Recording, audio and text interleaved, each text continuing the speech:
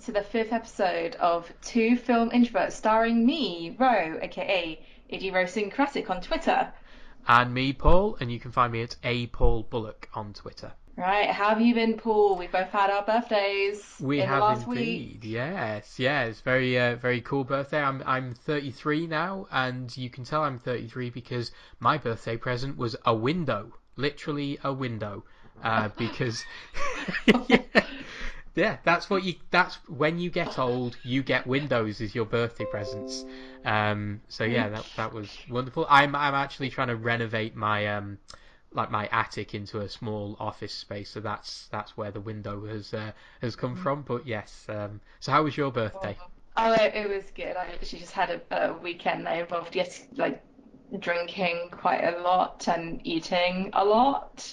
And for my birthday, I got the gift of the Art of Aardman book, a Century Model 8 animation book, and Ray Harryhausen an animated life book with the Art of Moana book on the way.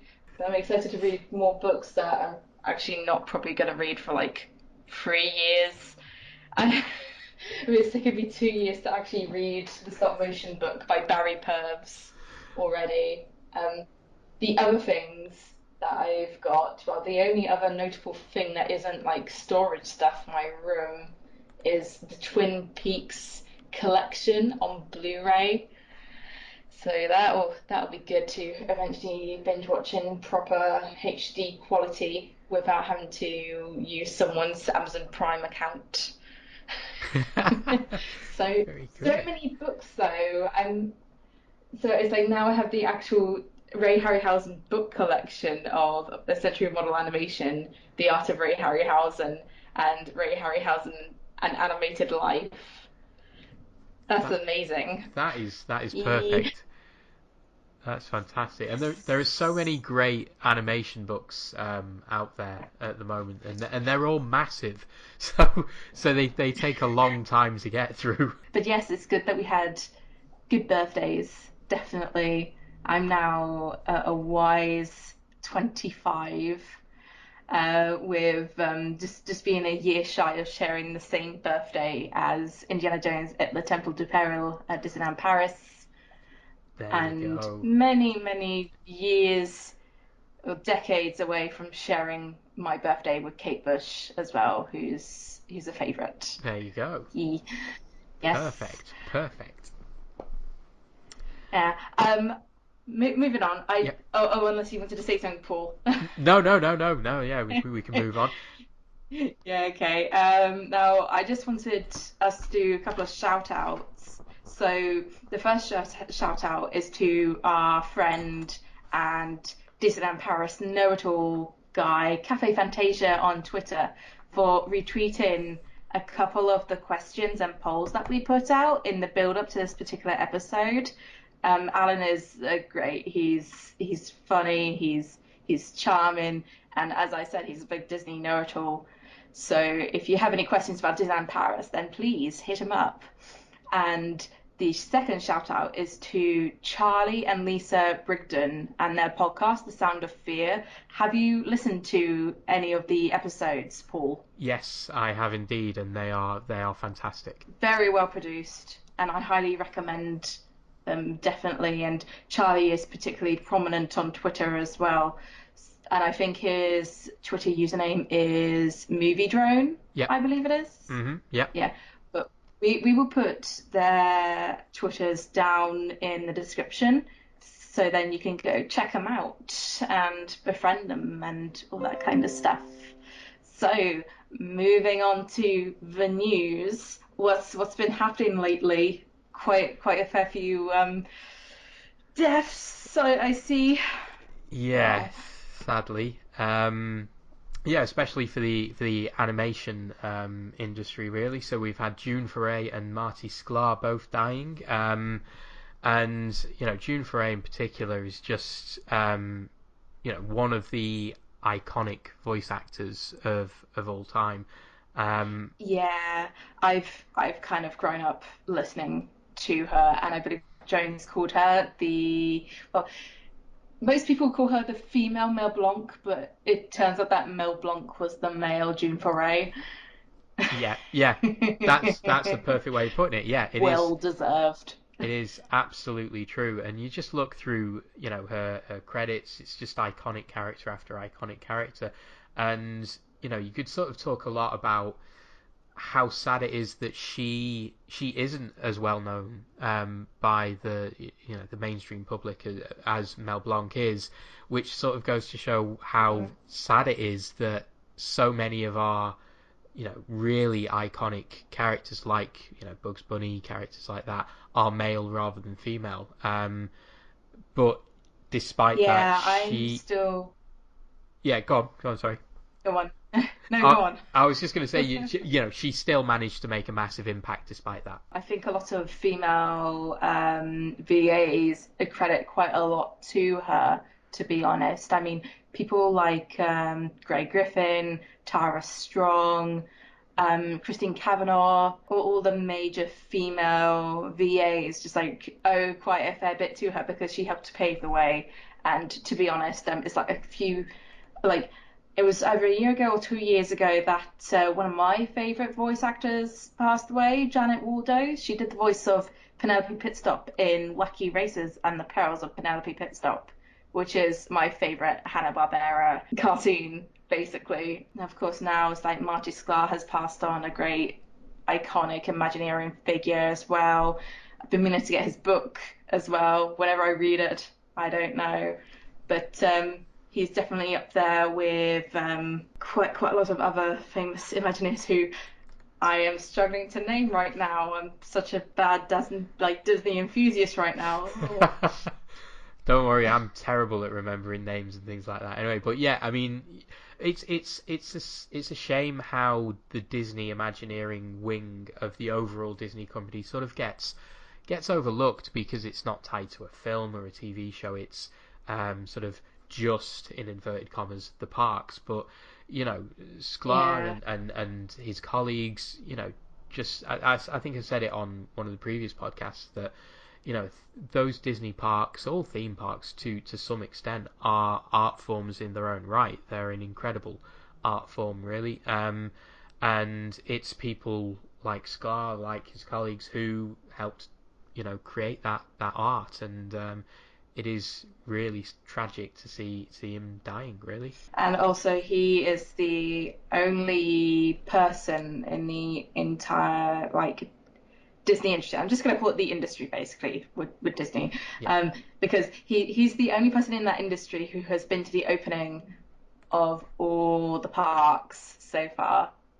What a Wow. nerd! That My is that goodness. is an incredible piece of trivia. I love that. But wow, yeah. Yeah, it is something. Moving on. So Matt Groening is getting a new series called Disenchanted on Netflix. What's that all about? Because I haven't actually read up on it. Yeah, so I was having a look into this. It sounds quite interesting because from what I can see, it's going to follow sort of like an alcoholic princess who's completely disenchanted with this sort of fairy tale world that she lives in, and that kind of thing's sort of that sort of stuff always sort of puts me on edge a little bit, just because it's we've been there and we've done that, but Groening is such a unique talent. I think that people sort of overlook him as an incredible cartoonist and comedian and satirist because The Simpsons has just become such a juggernaut and is still going on. So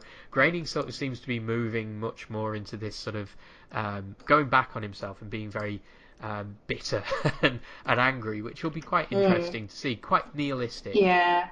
So it's quite interesting. Yeah, I need to probably look into it, seeing as I did grow up with The Simpsons, like with most people my age, as well as Futurama.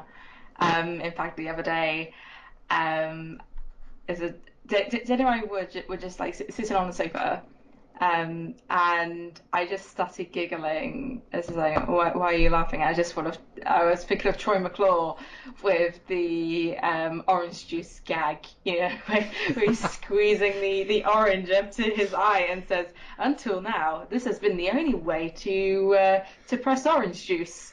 And then you cut to Homer, who's like doing it as well. It's like, you mean there's a better way? I love True McClaw. Oh, Um, yeah, we're moving on with the news. The Emoji Movie isn't doing well. That's all yes. we'll say about the Emoji Movie. Uh, and apparently, there's a new Bond film date that's been set. Don't really have that much to say about Bond.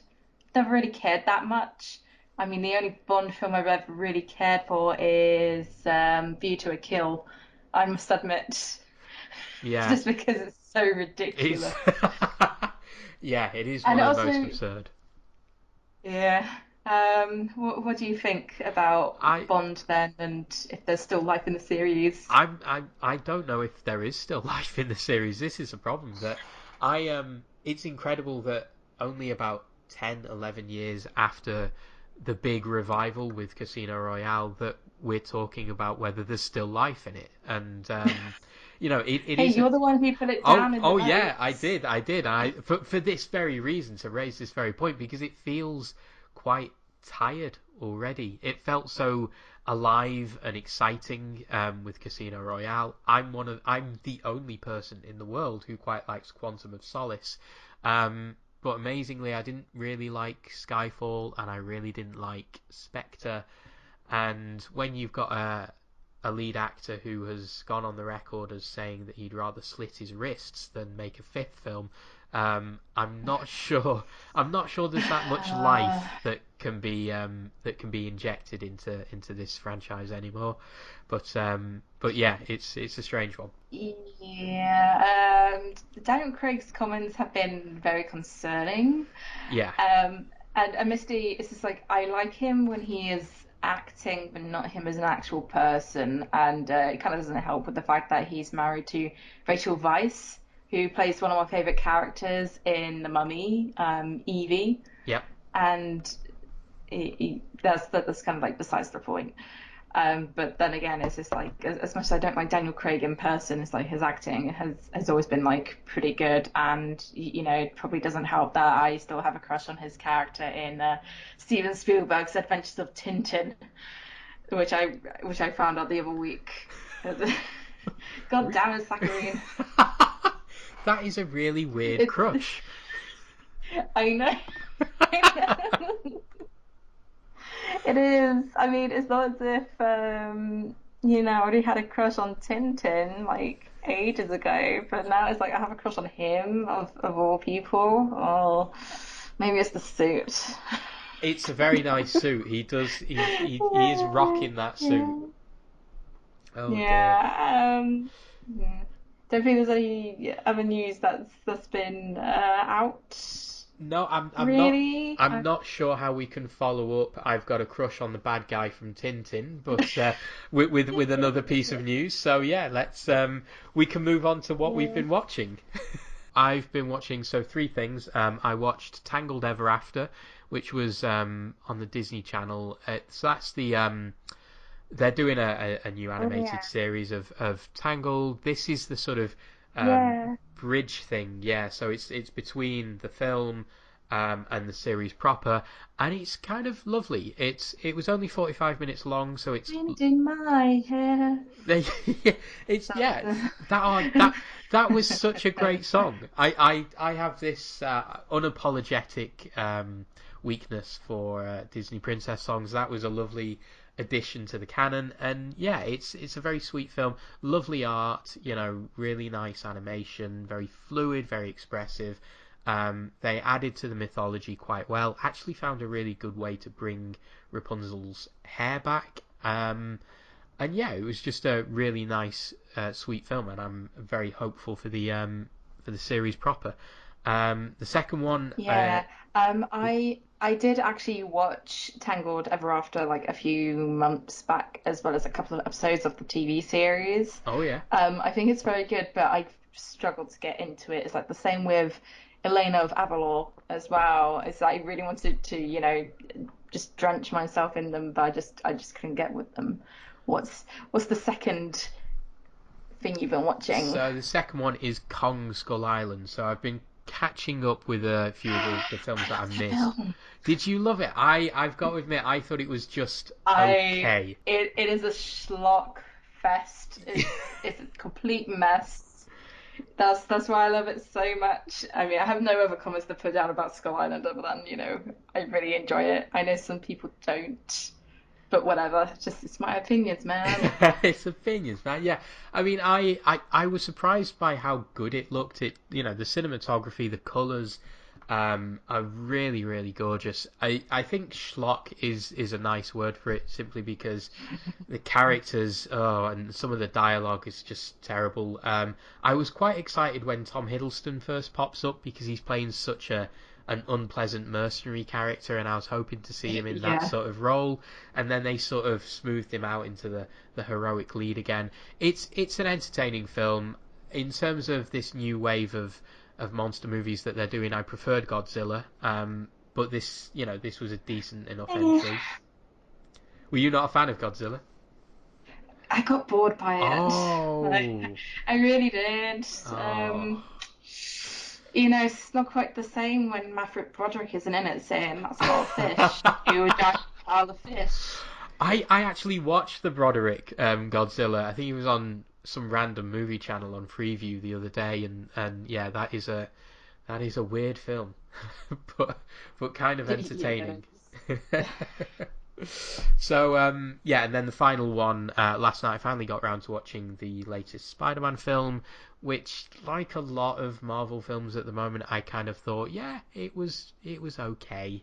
It's fun, it's entertaining, it's got a very good cast. Tom Holland is a very good Peter Parker and a very good Spider-Man. I think without going into spoilers, it takes certain things away from the story that I think shouldn't be taken away, which I think really damage the character and the story as a whole.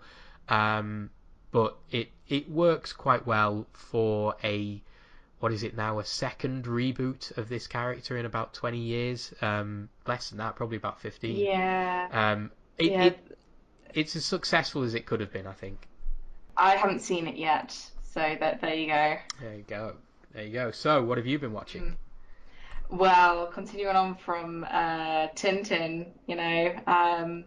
I decided no, it was because you and Rihanna, who's like a mutual friend of ours, which is like such a strange coincidence. In fact, it may have been Tintin who is the connection, because Yeah. you're Spielberg. I was into Tintin just before that, and I can't quite remember where Rihanna came from, but whatever. She's cool. I love her so much. Yeah.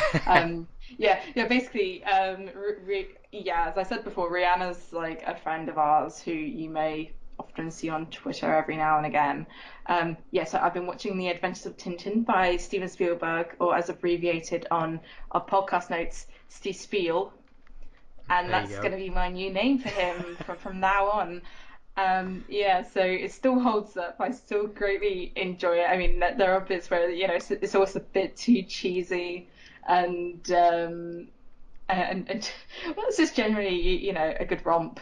Essentially, that's what I would call it. I mean, it definitely wasn't going to be the kind of film that would get like a massive audience because it's very much a niche thing, like with Asterix, for Yeah. example.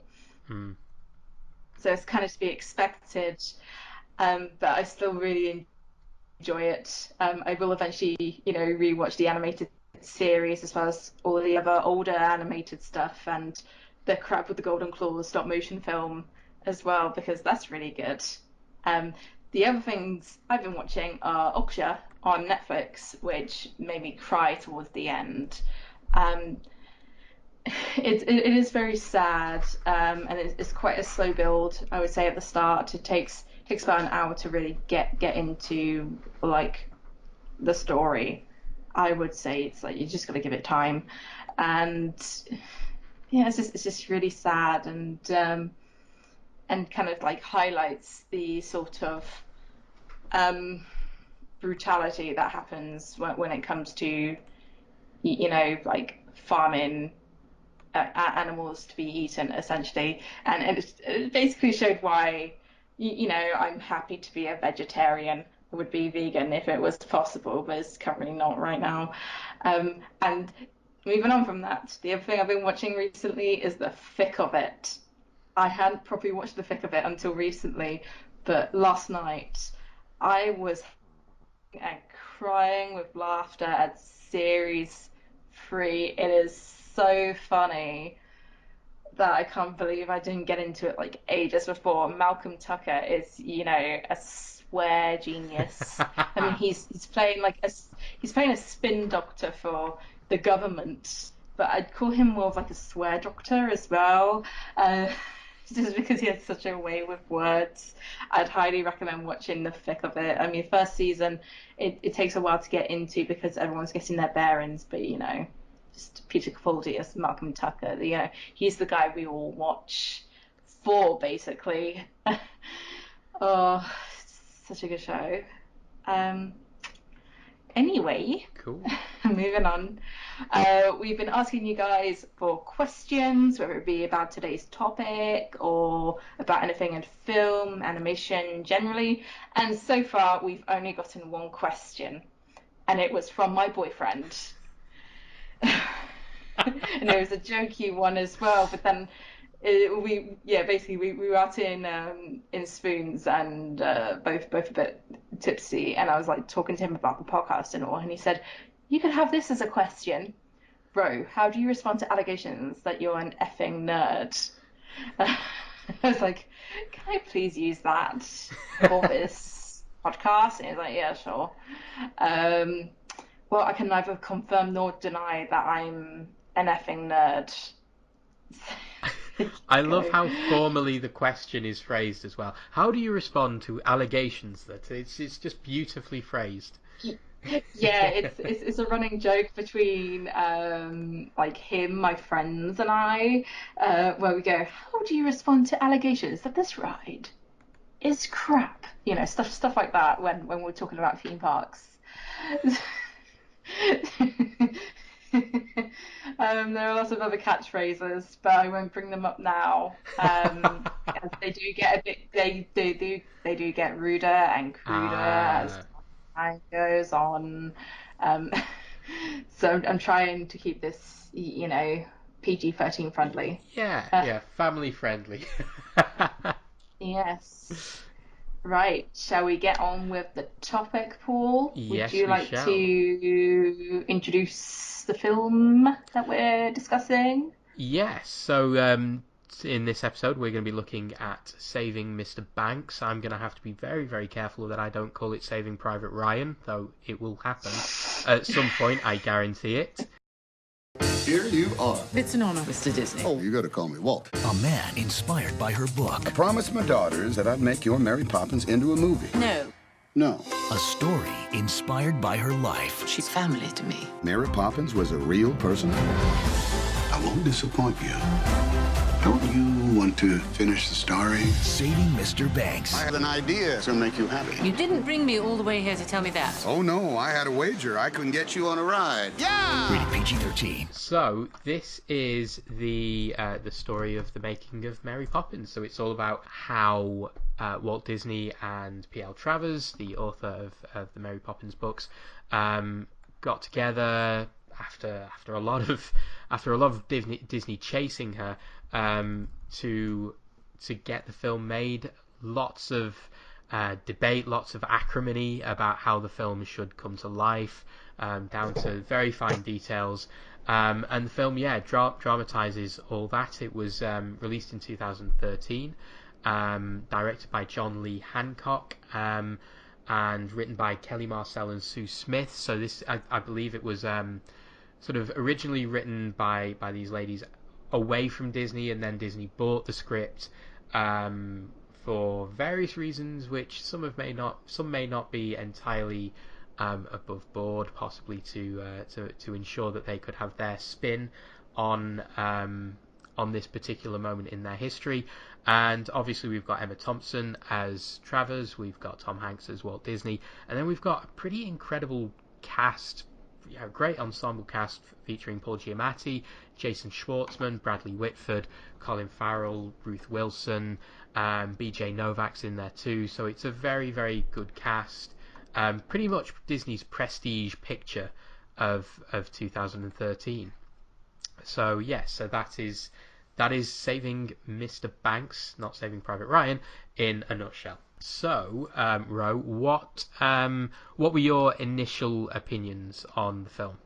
Hang on, I'm just like having to go back through my notes because I don't know why, but I thought the driver was played by Stanley Tucci, and obviously I'm wrong now that I realised my mistake. Why did I think he wasn't Paul Giamatti and just Stanley Tucci? Am I just getting them wrong? You know what? Yeah. He does actually look a little bit like him. Sorry guys, let's just Paul Giamatti and then Stanley Tucci.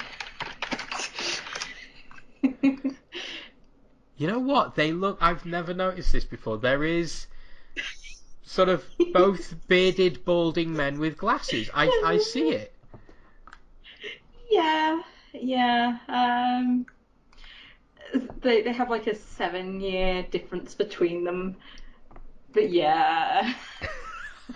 Anyway, moving on. What was the question again, Paul? So, what were your initial opinions on Saving Mr. Banks? Well, truth be told, I wasn't really convinced about the film. I think it was maybe something to do with the advertising. You know, when it was released, I was like, well, it sounds interesting, but I don't really want to watch it because at that time I was kind of in a precious area where it's like I didn't know whether to call, you know, Walt Disney, you know, a great guy or, you know, a bad guy, which I'll go into later. So yeah, it was like I was uninterested, but also a bit interested. I wanted to see how it went.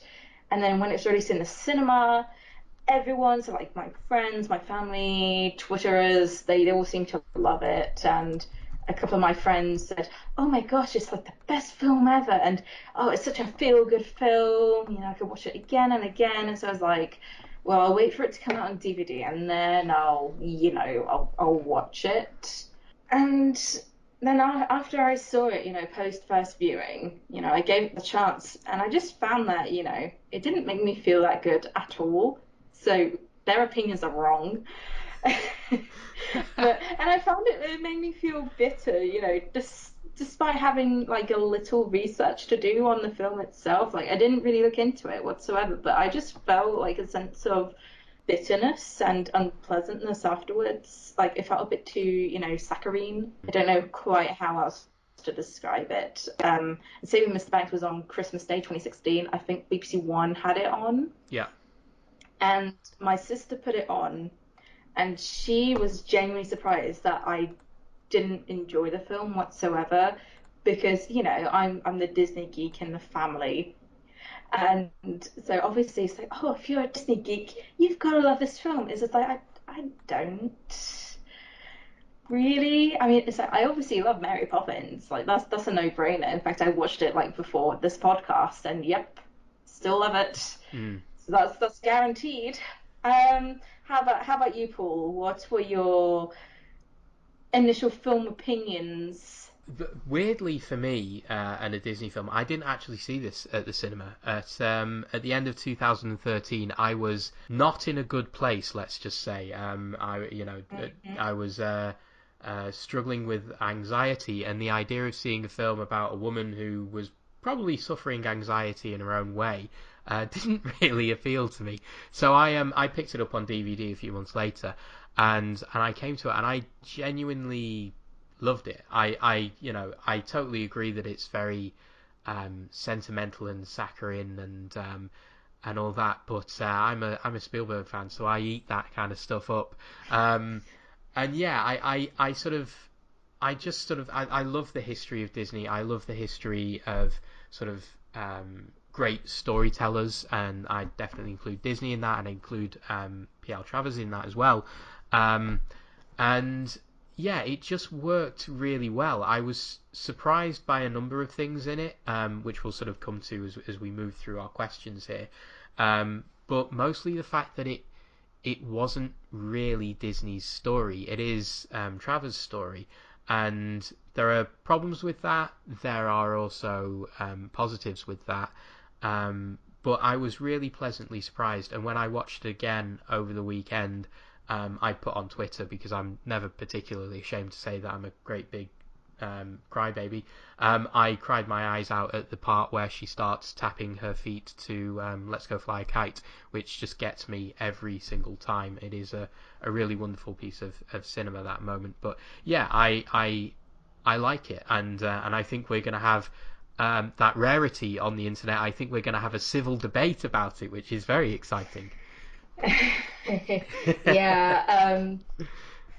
On Sunday, we asked people. No, wait, no, it wasn't Sunday. It was Friday. I've got the wrong day. Goodness, I was looking at the wrong poll. Okay, so Friday, we asked the poll, "What is your opinion on the hashtag Disney period drama Saving Mr. Banks?" Now, thanks to Alan, aka Kathy Fantasia, as we said before, please go to him.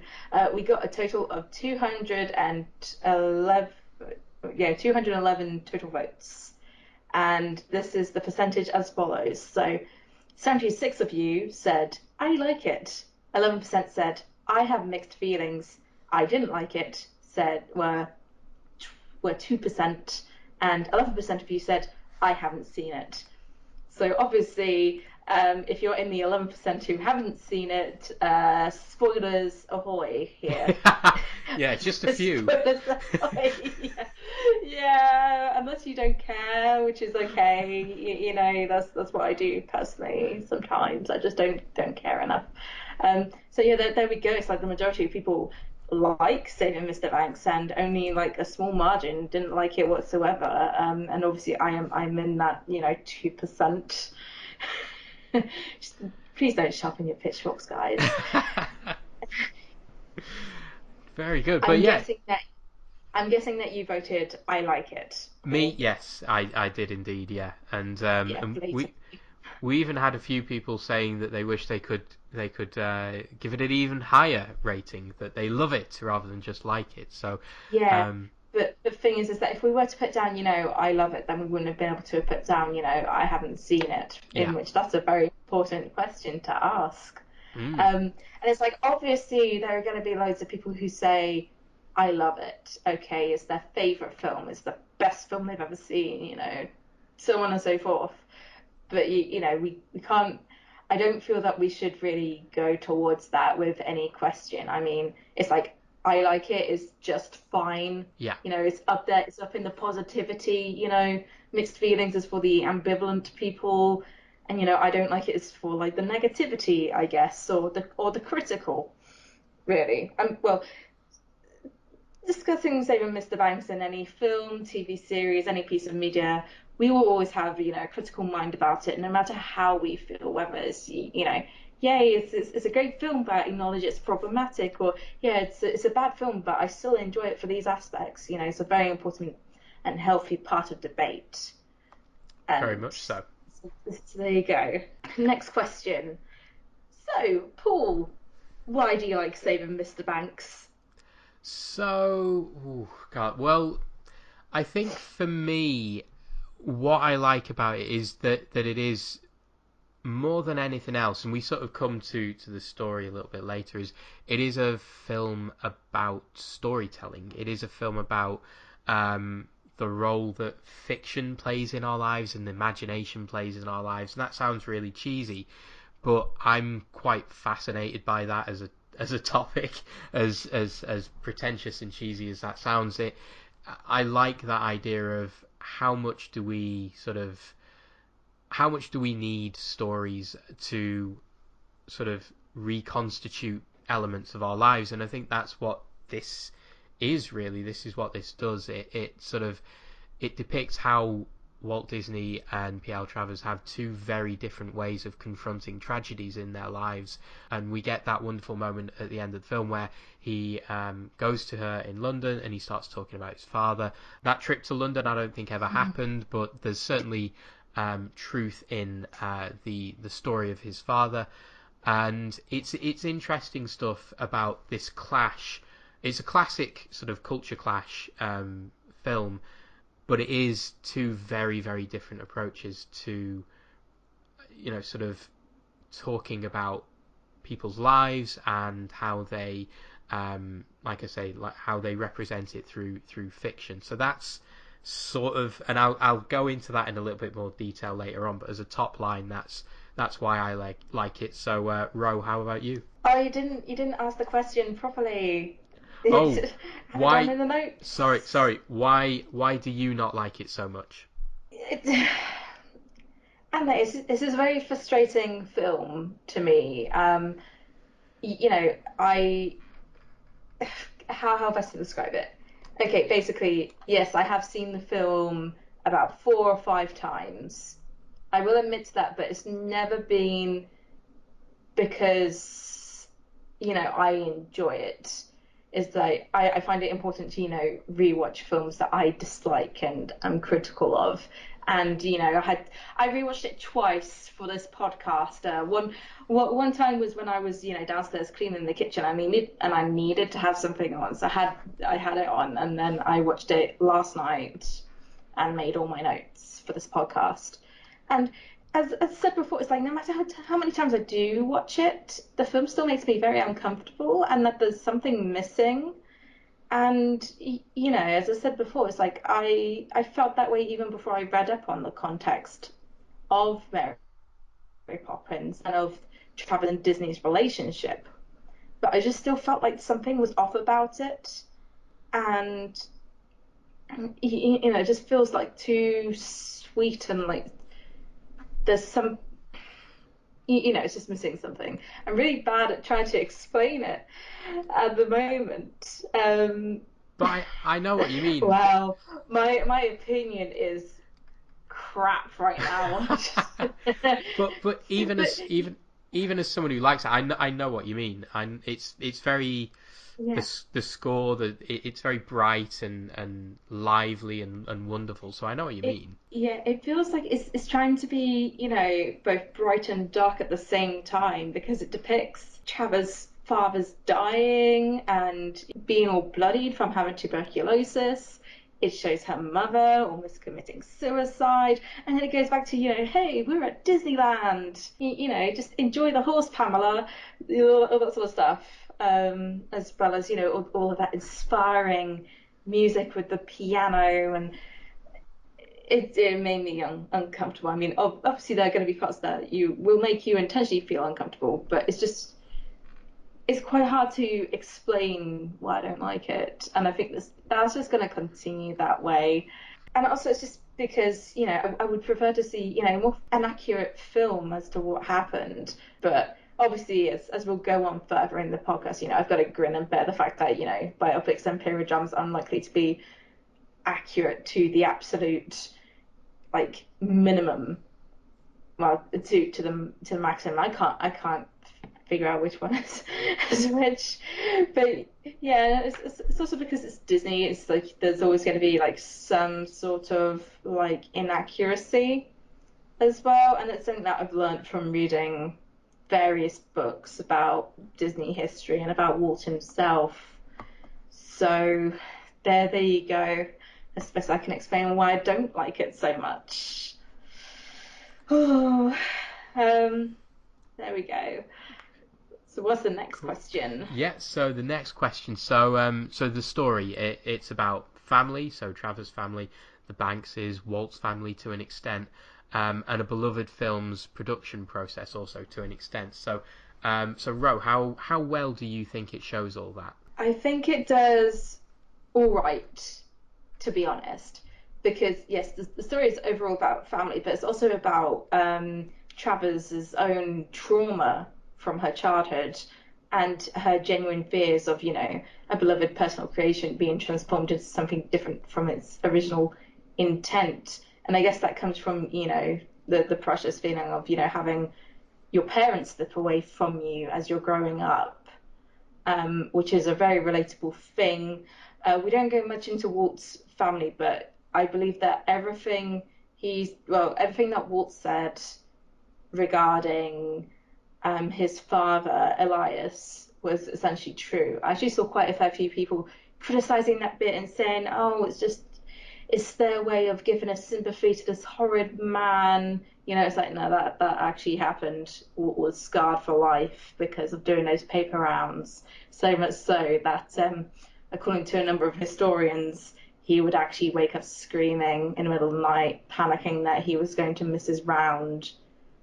So I have the utmost sympathy about that. But yes, with Travers' family, it's like you can see how, you know, the development of her aunt being, you know, there to help her family out, that really influenced her into it, and into, you know, transforming herself into being quite a shrewish and sardonic woman who is obviously dealing with so many different emotions and pieces of trauma that she can't entirely, she has a hand on it, as we see with like her medicine, but at the same time it's like she just really struggles between, you know, having to let go of these things and just hang on to the memories. Yeah, absolutely. And I think I really, I'm surprised that people have sort of criticised the depiction of Walt in this. There was a long conversation going on the Twitter, on our Twitter feed, about the depiction of Walt, and if it shows him a little bit too aggressive in his pursuit of Travers and the story. And again, we're going to sort of touch on Disney and Tom Hanks's performance as Disney, but I thought that was really well done. And I think you know, you're absolutely right. It is very much a story about family, and I think I was actually surprised at how engrossing I found the stuff around the Travers family. I think the film's sort of unsung hero is Colin Farrell. You know, we end up talking a lot about Emma Thompson and Tom Hanks, and I've already touched upon the fact that he's got this very deep ensemble cast full of great character actors. But as Travers Goff, Farrell gives this really sort of warm, humane, tragically flawed performance where you're really put in P.L. Travers' place, where you want to like him but you can't quite, because he's trying so hard and just doing everything in the wrong way, and it's just, I think it's a beautiful performance, really. Yeah, I found that one of my keys to like realizing the extent of the situation that she and her family were in was the way that her father acted. And to be honest, you know, as great as Colin Farrell is in the role and stuff, I doubt that her dad would have been that hot. Just saying. I mean, it's the same with any casting process. I mean, it's just like, yeah, sure, it's this great actor. It's like, there's no way he was as handsome. Just no way. Yeah, I do see what you mean. It's just the fact that, you know, at first when you meet him, he's like very eccentric with the way that he speaks and how he plays with his daughters and goes about things.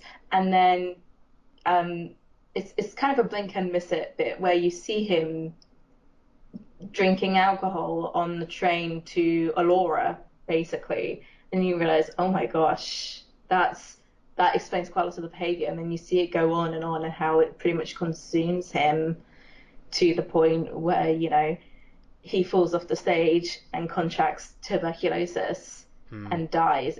It's really quite devastating to see that. And I found that emotion particularly came out during the bank/fair scene when they are doing the bank song, thus intercutting with Travis Goff doing the speech as well. And it's like, back when I was younger, watching that particular scene from Mary Poppins, I don't know why that scene frightened me so much, but it did.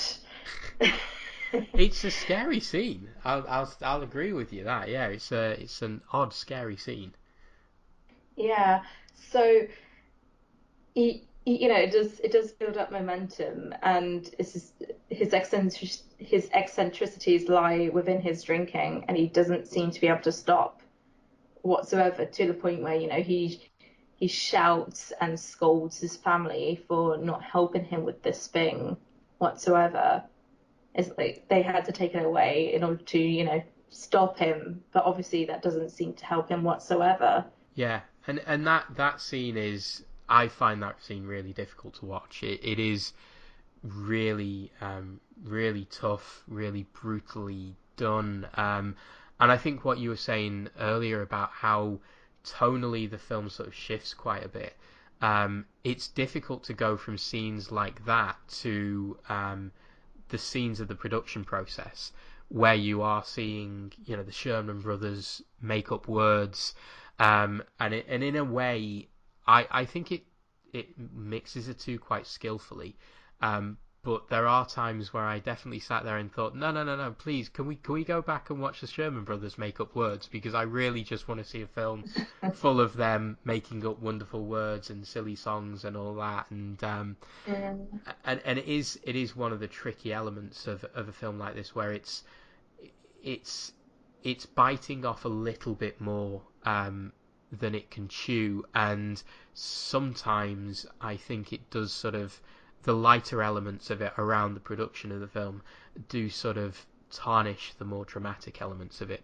Yeah, and that's why I have trouble calling it a feel-good film as well, because it just goes between the two so much that I'd say that the bits where they are going through the pre-production process of Mary Poppins, that's the feel-good bit. Then you go to Travis's childhood, and that's the feel bad part, and I believe the feel bad part comes like above the feel good. Like it overlaps like a bit too much. And I accept that there are going to be those sorts of issues when you're balancing someone's childhood with something that would happen in the future that they're a mirror at the same time in a film.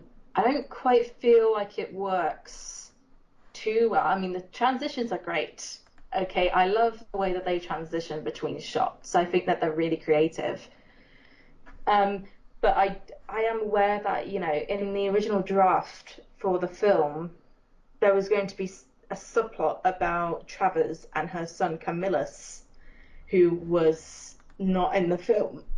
And I do wonder if that had been in the film, then maybe it would have led it like maybe too astray, maybe, or it would have been too hard to make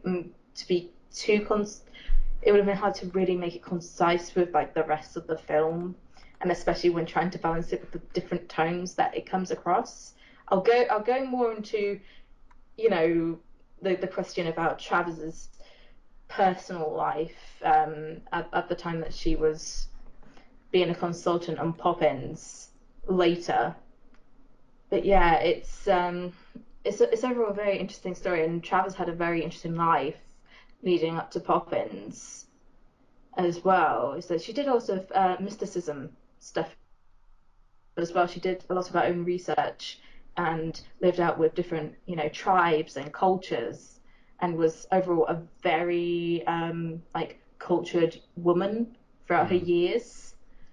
And so I think that could have been obviously I have no real insight into how she was truly like, but I think that adds like another dimension to her as a person, and I want to avoid calling her a character or Disney character. In fact, I want to avoid calling anyone a character in the film except for Paul Giamatti's character, because he is a character who is pretty much an amalgamation of all the people that drove Travers to and from the hotel. So there you go. Yeah. I mean, there was I remember just on Travers, I remember in the lead up to the film's release, it may have been on the weekend of the film's release, BBC Two screened a really good documentary hosted by Victoria Coren, I think, about P.L. Travers, and just sort of setting. Oh yeah. Yeah, do you remember that? Setting, Yeah, it's on YouTube actually. Is it on I YouTube? saw it. Brilliant. Yeah, I think we'll link it down in the description. I haven't seen it, but I remember looking up about it, and I wasn't particularly interested. But I'll give it a watch later, maybe. if Yeah. I'm bothered. I remember watching it and having my eyes open to it, because I think it could, because Saving Mr. Banks was screened at the London Film Festival in 2013. It does actually have parts where Victoria Curran goes and watches the film, and it is this process of her as a P.L. Travers fan, a Mary Poppins fan of the original books, going and seeing this film about this thing that she cares so much about, and seeing if it actually tells the truth, and how she reacts to it. And it's very, very well done, and yeah, definitely worth a watch from what I can remember of it 4 years ago. So yes, so sort of moving on to Tom Hanks as Walt Disney. He's sort of great as Walt, or was he too distracting due to sort of other famous roles, notably Woody from Toy Story, and not being similar looking at all to Walt himself? So what do you think of his performance, and what do we think of the film's depiction of him, specifically over questions of, was he ever really there during production? Did he fly to London? So the performance and the way the film pitches it, what do you think of that?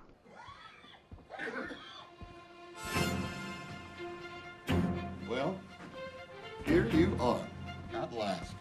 Oh, my dear gal, you can't imagine how excited I am to finally meet you. But it's an honor, Mr. Disney. Oh, Walt, man, you gotta call me Walt. Mr. Disney was my old man, isn't that right, Don? Absolutely, Walt. I think Tom Hanks did very well with what he had, and that he is a talented actor after all. I mean, he's never going to be out of work, ever. But I found him too distracting in terms of his voice, because I either see him or hear him as Woody from from Toy Story, which is something that I've grown up with, or as the Polar Express conductor from the Robert Zemeckis film, The Polar Express. And as I said before, it's like he did a really good job. But things that he didn't look like Walt to me. He just looks like Tom Hanks with his hair slicked back and has an almost identical mustache. That is literally it. And he had the smoker's cough as well. And that was actually quite a nice history reference when Don DeGrady says, as Walt and PL are walking up the corridor to the room where Don DeGrady says man is in the forest, that is an actual thing that people said when they could hear Walt coming down the corridor because of his cough. And it was a way of telling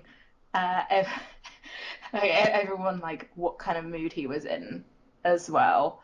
So I found that to be quite a nice reference. I wouldn't call it a gag whatsoever, because it was something that the animators genuinely did, the producers, writers, so on and so forth, and a lot of people kind of test to that.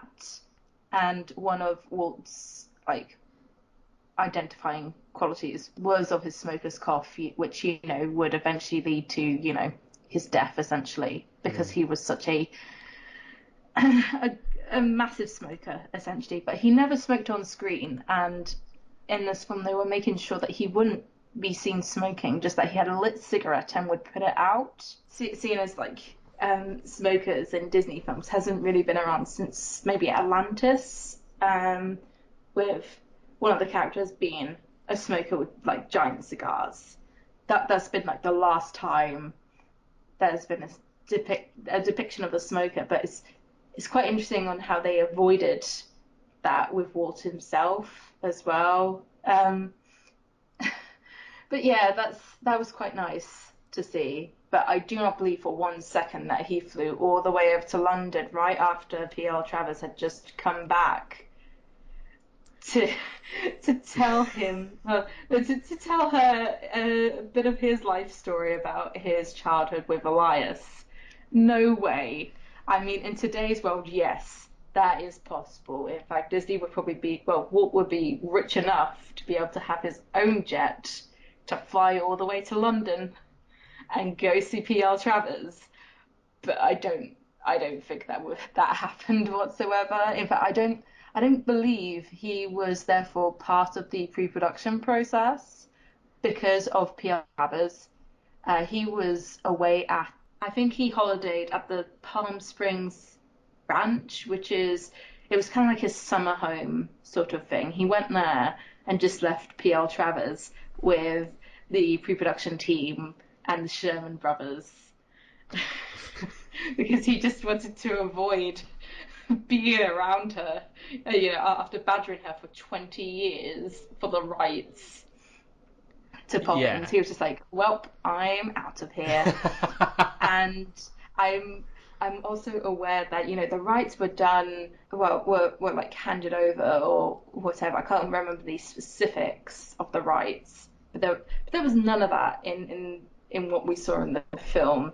The rights had been done and dusted years beforehand, and PL Travers went over as a consultant. There was none of that, oh, we have to have the rights in order to do the film sort of nonsense. That's just all made up, as far as I know. Hmm. But going back just a bit, I Yeah. I did not like the whole. Well, I guess it kind of applies to how I feel about Walt as well. As a fan, the fact that he badgered her constantly for like 20 years in order to get the rights to Mary Poppins. So he did it like almost annually, I believe. And, I get that, he was very passionate about making the film and he wanted to do it and, not break a promise to his children who didn't even turn up in the film as well, which was quite disappointing, to be Hmm. honest. I would have loved to have seen like a tiny Diane Disney Miller and her sister, whose name I can't remember at this time. That's bad. Um, so yeah, there you go. I wasn't terribly keen on that, and I don't quite know if I saw him as being misogynistic, as some people said in the comments Hmm. of one of our questions. Yeah, I was very surprised to see that quite long conversation, which someone accused him of being misogynistic in the film. I thought. I think there's a lot. First of all, to address Tom Hanks, I think it's a classic case of sort of persona casting. Really, they've cast Tom Hanks because Disney kind of want our modern day perception of Walt Disney to be like Tom Hanks, basically all American, nice guy, every man of the people. He's probably been cast for that more than his ability to accurately depict Disney himself. But I think despite that, he does a good job. He's Tom Hanks. I'm not sure he can do a bad job of the whole acting thing. But yeah, I like him in the role, and I think the idea of the film depicting him as misogynistic, I don't think it does that really.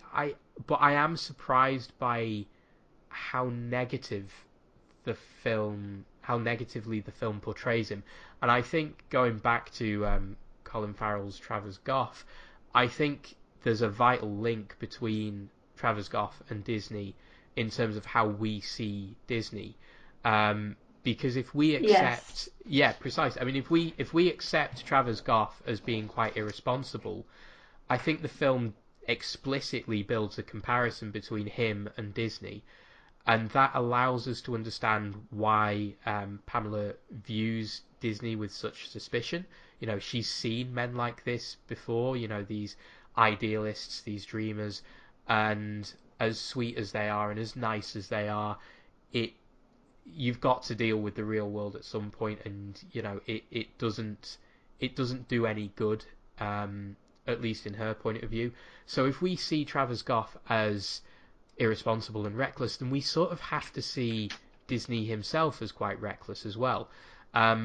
And certainly when I was watching it again over the Hmm. weekend, I did sort of see that in him. It's all very subtle, it's never explicit criticism, but we do see that, I think. And there's a wonderful scene, one of my favourite scenes in the whole film, at the very start when Pamela has gone to the Disney Studios and she's meeting Walt for the first time in the film, at least, and Walt's trying to, sweet talk her, get her to sign the contract, and he's, he sits down, so he's at her eye level. He holds her hand. She's obviously taken aback by this because it's not proper decorum, and she completely undercuts it. He does his little spiel.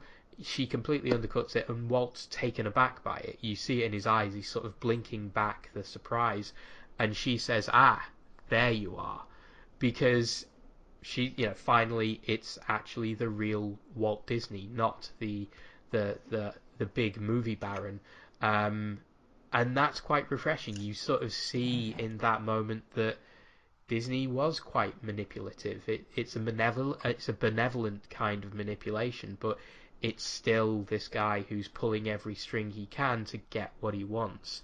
And I wouldn't necessarily call that. I wouldn't call that brave. It's not. It's not terrible criticism, but it nudges towards something that I wasn't necessarily prepared for in a Disney product. So I thought that was quite nice. I find it very hard to, discuss depictions of Walt, to be honest, because he's either seen as a saint or as being a devil. Like, you can never get him to balance the two. And so it's like, from what I have read, he was the kind of person who, got what he wanted. And, he's had like his stuff of traumas in the past as well. It's like he lost his mum when he was just like starting to, get into the industry. It's like he had bought her and his dad a new home as well, but there was like a problem with the gas, and as a result his mother died and his father still lived, and he had a very fragile relationship with his dad already, and he didn't. His dad died when he was in South America for that particular project, for like the war basically, and from what I read, he didn't have that much remorse or regret over his father dying as well. I think Roy was the same as well, and that Walt's dad had actually forced two of his elder brothers out of the house because he just frustrated them so much, and they couldn't deal with his nature essentially. Obviously, I don't have like all the text to mind here at the moment. But yeah, it's like with Walt, it's just like he has had his share of trauma, and the fact that one of the reasons why he seems to be quite distant as well. It's also because of the writers. Well, it's because of the strike that happened just after or just before, well, just after or just like in the area that World War II happened, when there was like pay disputes as well, and several of his top animators and staff members went against him essentially because they wanted like fair pay and a union, and he was just very taken aback by it and thought that everyone was going against him essentially. So he's had a very colourful past, and leading up to that point, it's a very tricky situation because you can see where he changed as well. I feel like I'm doing a bad job at explaining this, but the closest that we can get to know, the closest that we can get to knowing the truth is through the remaining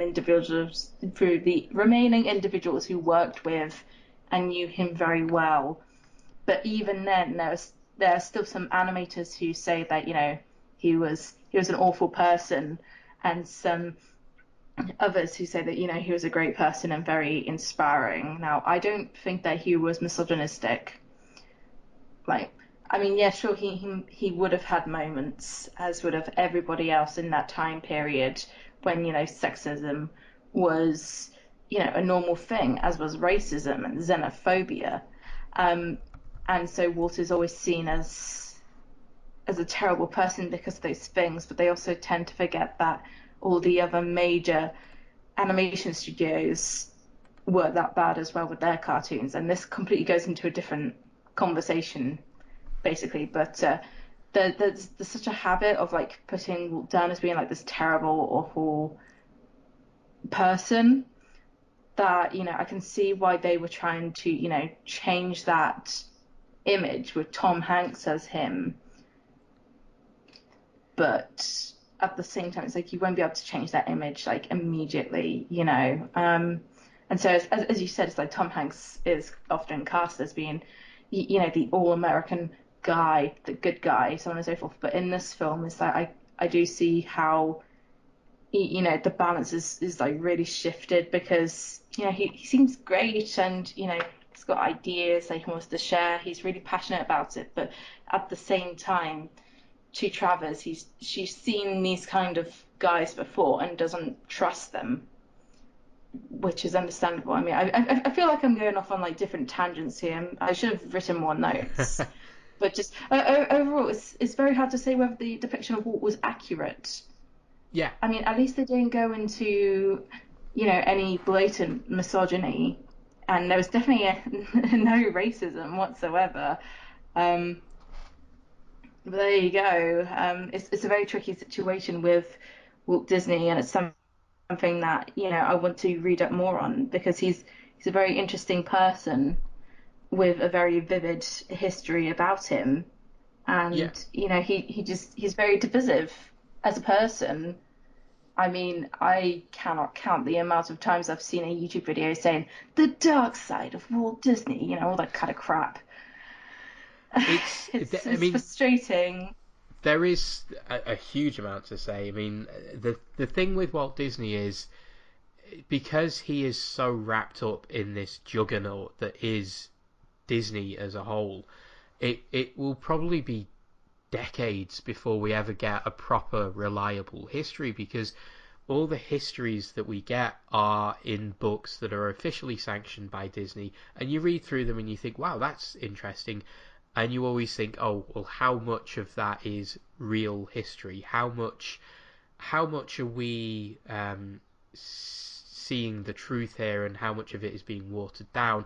I mean, on the misogyny point, there is a book coming out next month, actually, the 7th of September, called Ink and Paint: The Women of Walt Disney's Animation by Mindy Johnson. So if anyone wants to sort of look into the role of women at in sort of Disney's early years, and in the animation years in particular, then that seems like a pretty good book.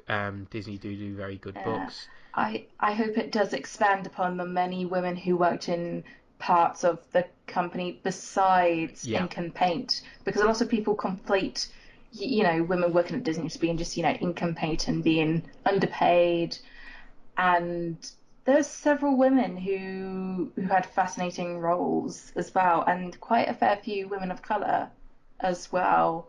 In fact, I think that a Asian woman became part of the publishing side of the Disney company and went to work in New York for the publishers of the books, basically, and drew them essentially.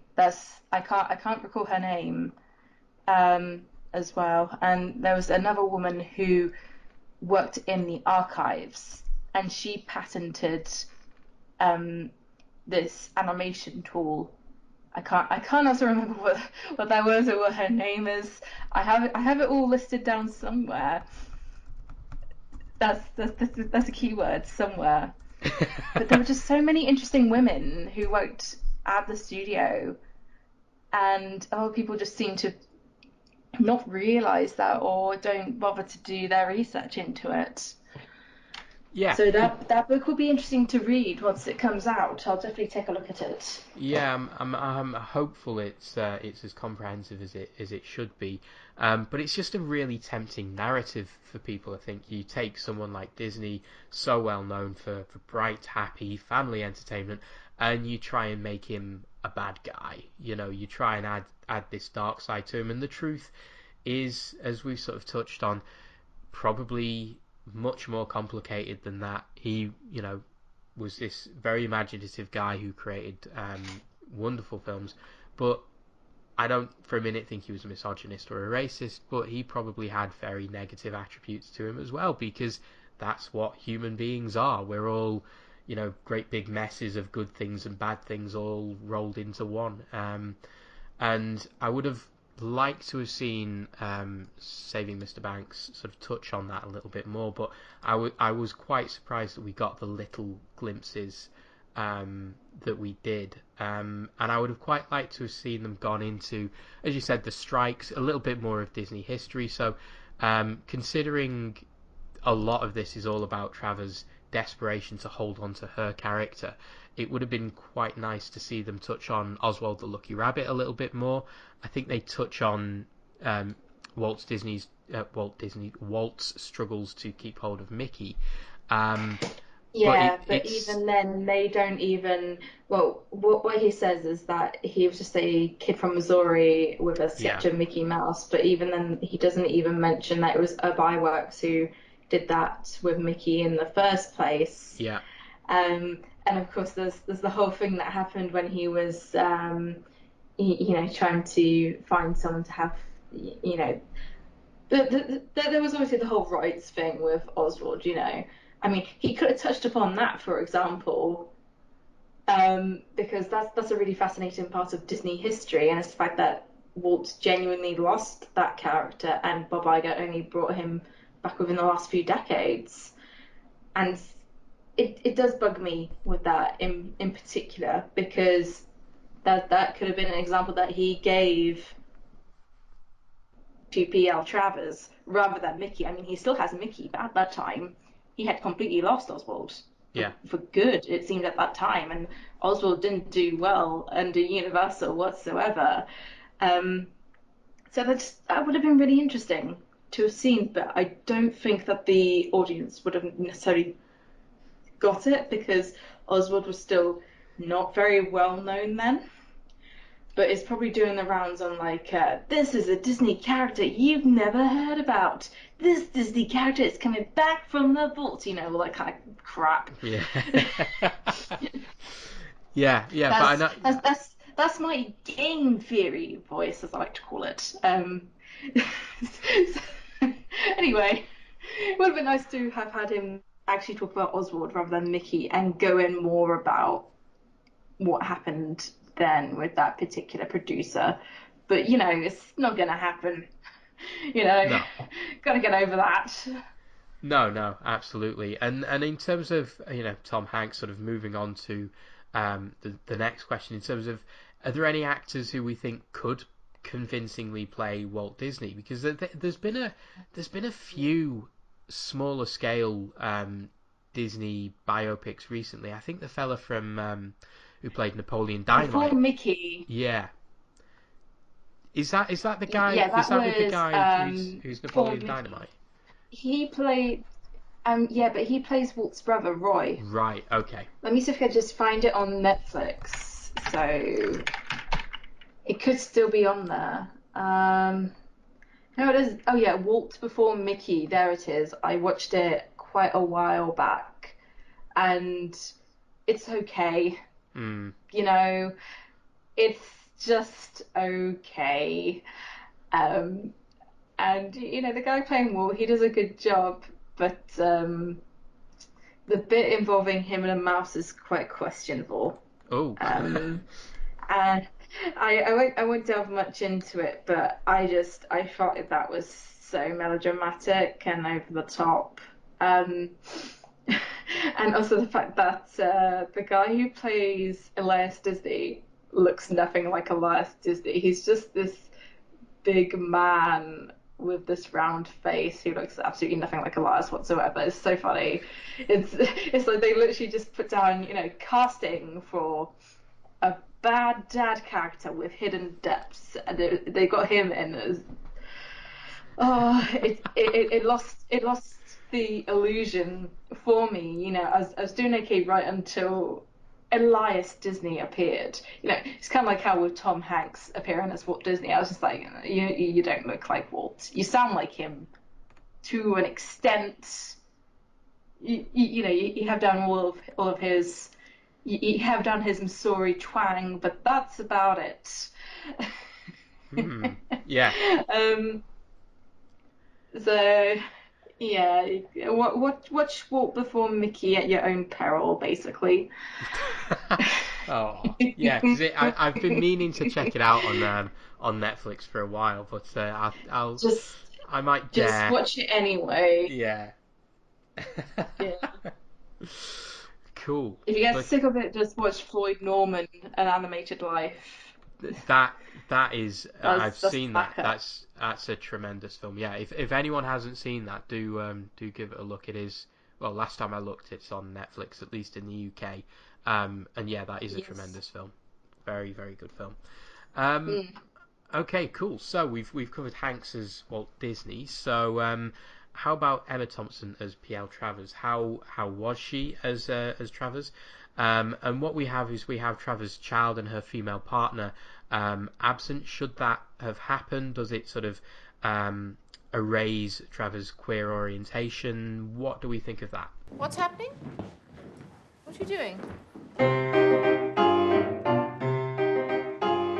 All right, ladies and gents, comical poem suitable for the occasion, extemporized and thought up before your very eyes. All right, here we go. Room here for everyone, gather around. The constable's responsible. Now, how does that No, sound? no. Responsible is not a word. We made it up. Well, unmake it up. Well, to be honest, I'm quite biased about Emma Thompson. I love her so much. Yeah, she's great at playing these quite eccentric but sardonic women, and I'm that's all I can say about her.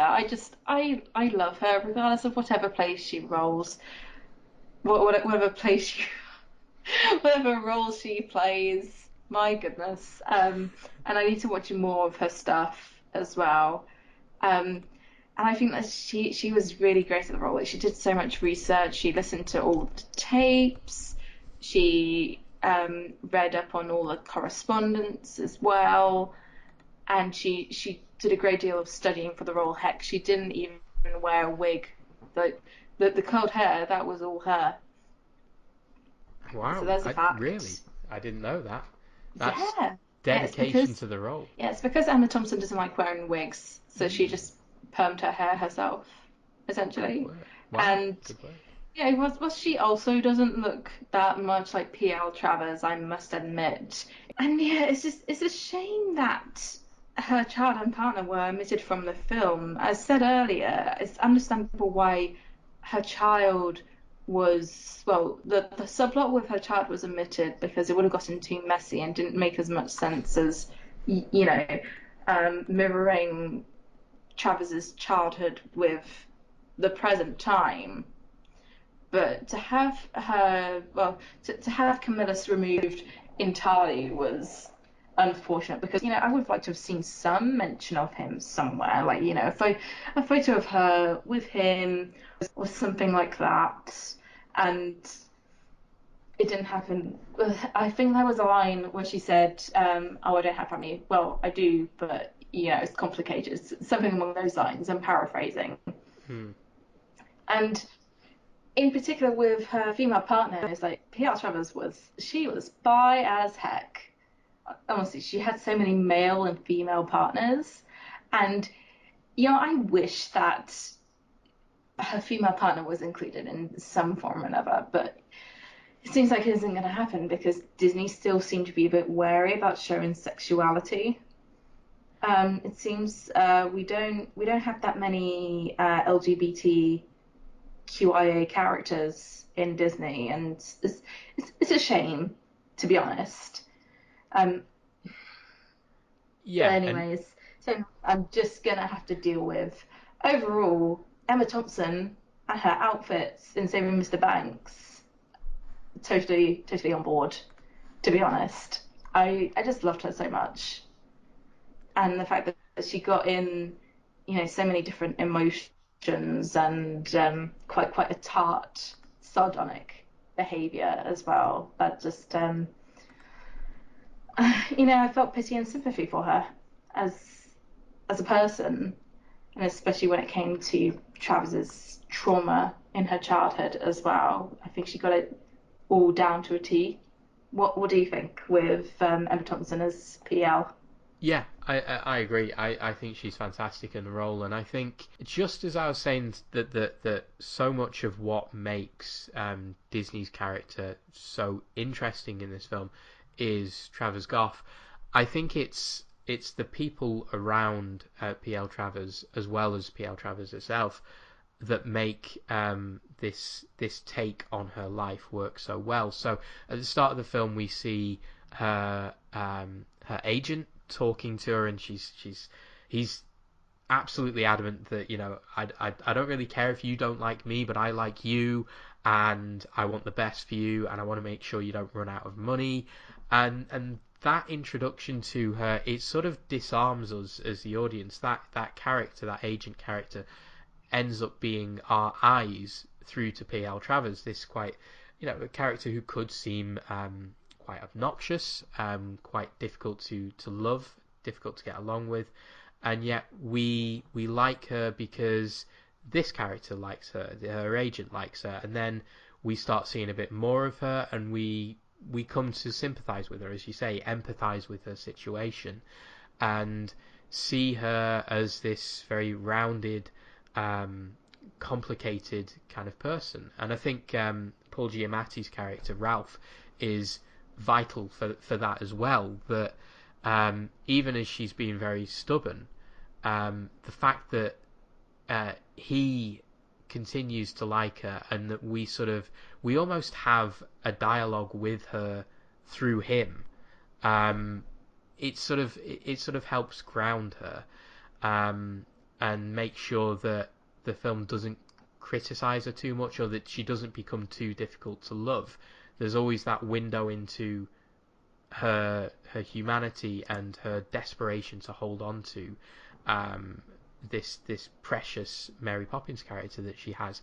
And I think obviously Emma Thompson is vital to that as well. There's a wonderful scene where she goes to a bar, and she asks for a pot of tea, and she calls it balm for the soul, and she just seems so tragically disconnected from the world around her. That this isn't where she feels comfortable, and again, it's little moments like that, along with her backstory, where you really get this sense of this potentially very one-dimensional character. That script could have gone so badly wrong in showing her as just this very obnoxious person, and it shows why she fights for Mary Poppins so hard. Yeah, I I do love how she just like pushes the envelope so much, and how she is stubborn and obnoxious, and that's the kind of thing I do love to see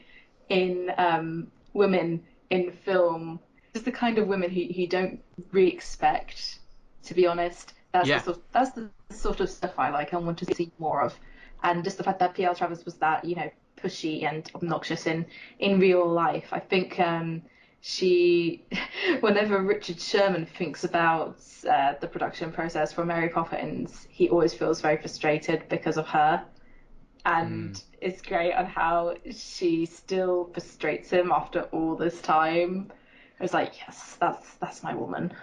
Good work. Yeah, but it's true. Yeah, and it is so beautifully done, and there are just wonderful moments like that. And in terms of her sexuality, it's interesting, and this sort of sums up one of the problems with the film. I'm sure I'd heard that before, but through seeing the film 2 or 3 times now, I'd almost forgotten that part of her life, which does sort of sum up part of the problem. I'm going to sort of go on to defend some of the historical liberties, but it's one of the problems with taking liberties with history, that you do erase certain parts of real people that shouldn't be erased, and that is one of them. And as you say, there's no reason why there couldn't just be a nod in that direction, a mention You know, you can come up with all kinds of narrative and script writing excuses for that not being in there, but even if you have to just slip in a little reference, there's absolutely no reason why that couldn't be done. Yeah. And that is a shame. Yeah, I agree. It's just that I do wish that it had been included.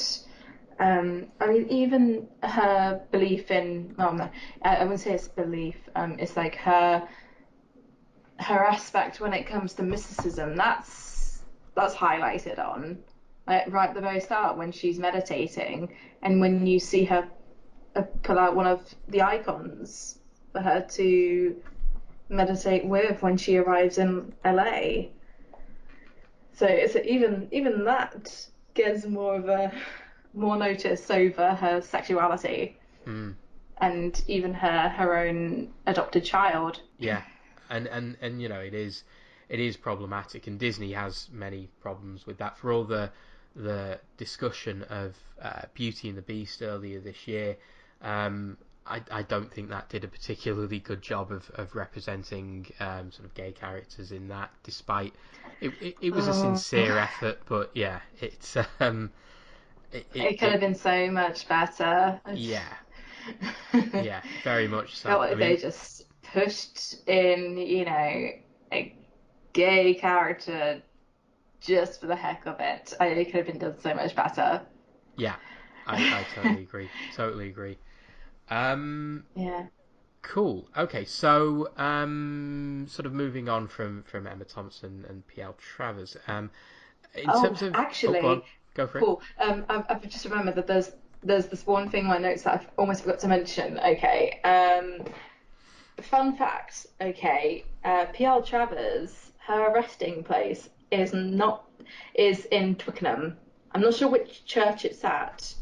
But yeah, the fact that she's laid to rest in a church in Twickenham, not far from where I studied at university, which is St. Mary's University, I find that to be pretty cool, to be honest. Oh, I don't know wow. which church, because there are two churches in the Twickenham area called St. Mary's the Virgin, and I can't figure out which one has her grave.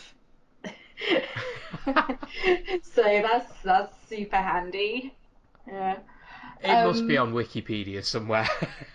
Yeah. Well, cool. I tried looking, but it was very, very hard. I was just looking at her Wikipedia page, and I was like, oh, that's cool. If I'd found that out earlier, I probably would have visited it after I had one of my lectures. Oh well. I do have a couple of other fun facts Go for it. to give out about like a few things, but later on I'm just gonna bold them up so I remember which ones to mention. But I think maybe I'll put them down like our next two questions, maybe. Yeah, cool. Sounds So good. you can continue on, Paulio. Continue on. Okay, yes. So, did Disney gloss over their own history? So, was this in the original script pre-pickup, or was it all added later? Were the elements that sort of are a little bit glossing over that history, was that added later after they bought the script? And what questions of sort of ethics, transparency, morality in terms of how you represent history does that raise? And Yeah. we've got Well, some poll results. we had Yeah. a poll come up. Would you like to tell the poll? Ooh. Poll. Let's have a look. I will just bring it up. I've already put it on the notes. There Yeah. you go. So this is so we got we broke it down into 4. So we had is it justified? People not bothered by it. People didn't know bits were fake. And the idea that should facts stay facts. So answering this question, 38% believed that that there's artistic license and facts can be changed. 38% agreed with that. 29% said they were not bothered. 10% seemed surprised that bits were fake, and 23% said that facts should stay facts. So sort of quite an even split really over the 4 elements over the four answers, and I'm sort of slipping into the justified sort of answer, and I sort of generally believe that history, there is artistic license, and history can be changed when it's in the context of a fictional film, which is, I know, very dubious territory in our times of fake news. Yes. But it's a tricky line to tread, and one of the things that I sort of discussed on Twitter with people who were answering these questions was, where does the responsibility fall for being honest and finding out all the facts about this? Is it the role of the filmmaker, or is it the role of the audience? And I'm gonna wimp out this question and sit on the fence and say I genuinely don't know. So much of it depends on the film itself, the subject. I have no problems with Saving Mr. Banks and its glossing over of history and its playing with history, and yet I'm not a fan of, say, Quentin Tarantino's Inglourious Bastards, because that absolutely does play with history, and it probably says a lot about how I view the importance of, like, the making of Mary Poppins in comparison with World War II. But it's me being incredibly hypocritical, because, you know, everyone's history is important to them personally, and when you start, you know, the family of P.L. Travers deserve to have her story faithfully reproduced and not twisted in certain ways that it is here, to benefit the Disney organisation, which it undoubtedly does.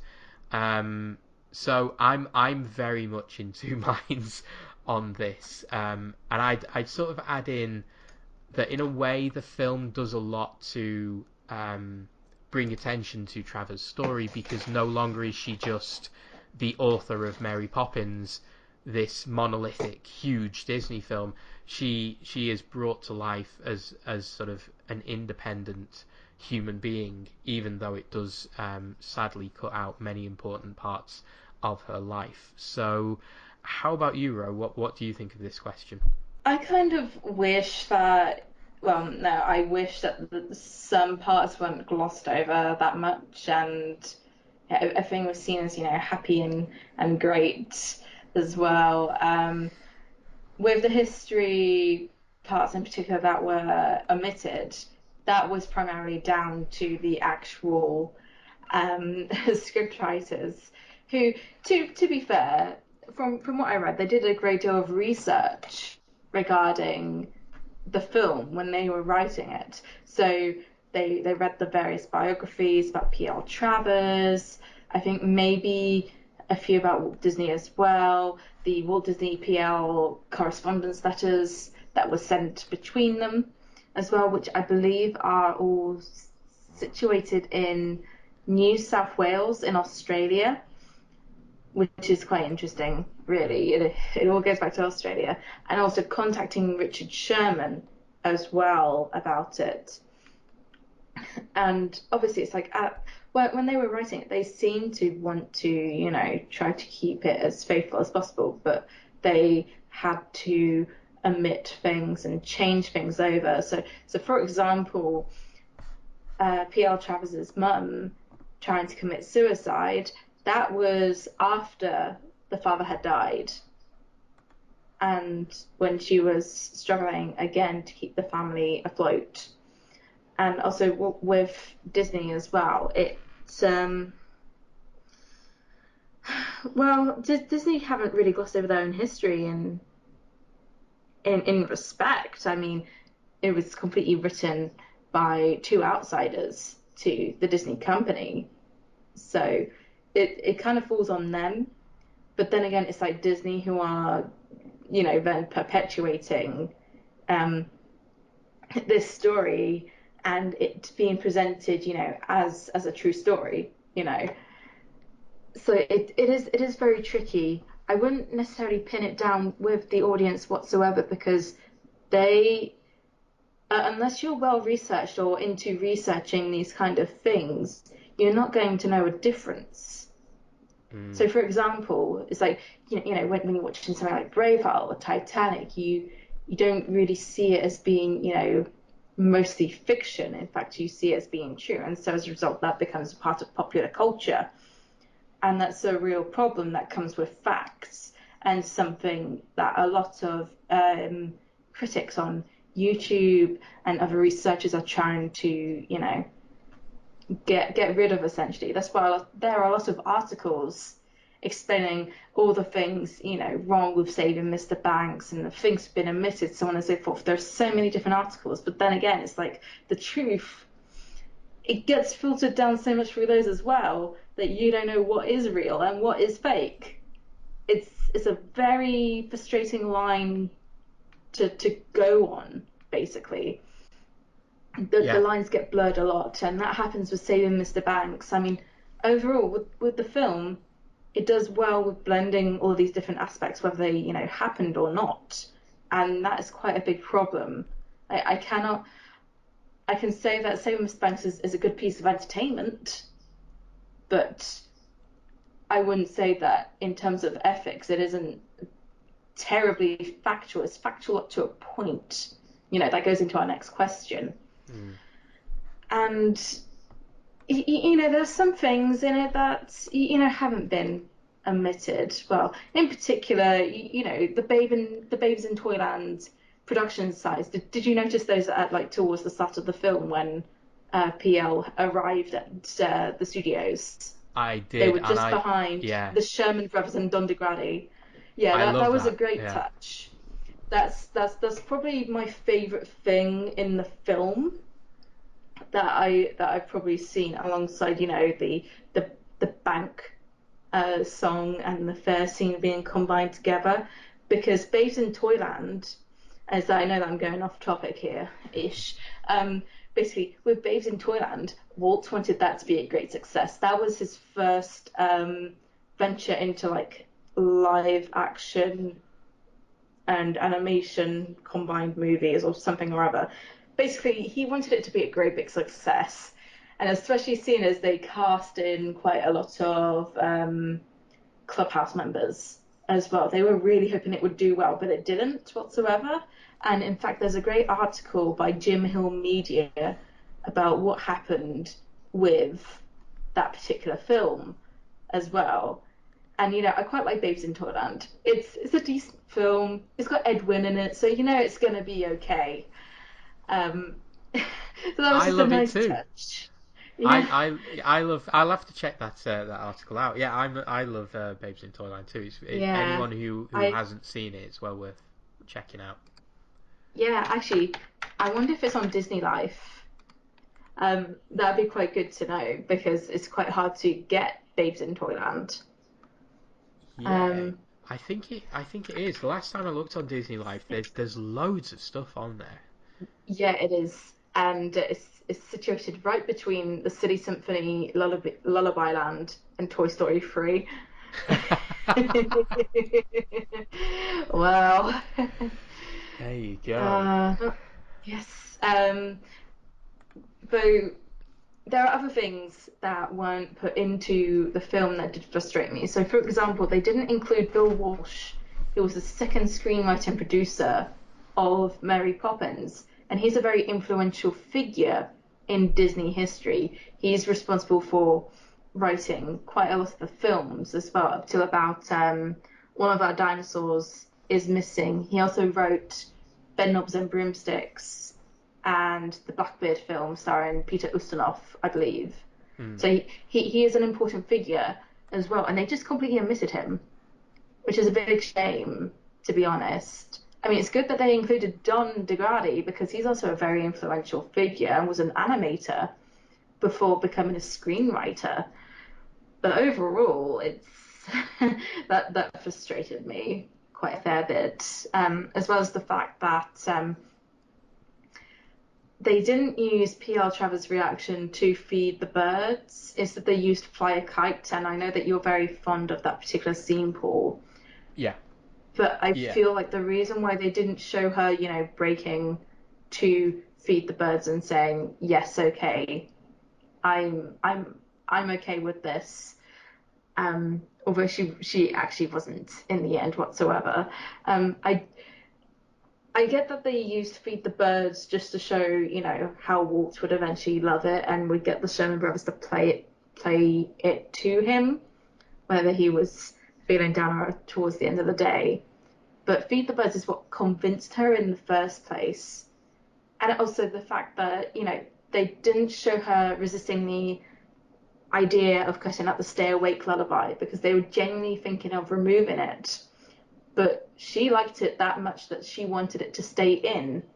And that would have been great to see her reactions to Feed the Birds and the Stay Awake lullaby, because it would have shown, her softer side, basically. And the fact that, she isn't just like this stone cold, sardonic, and like quite callous woman. It would have shown that, her complexities are still there. It would have shown her to be, just a bit vulnerable to them.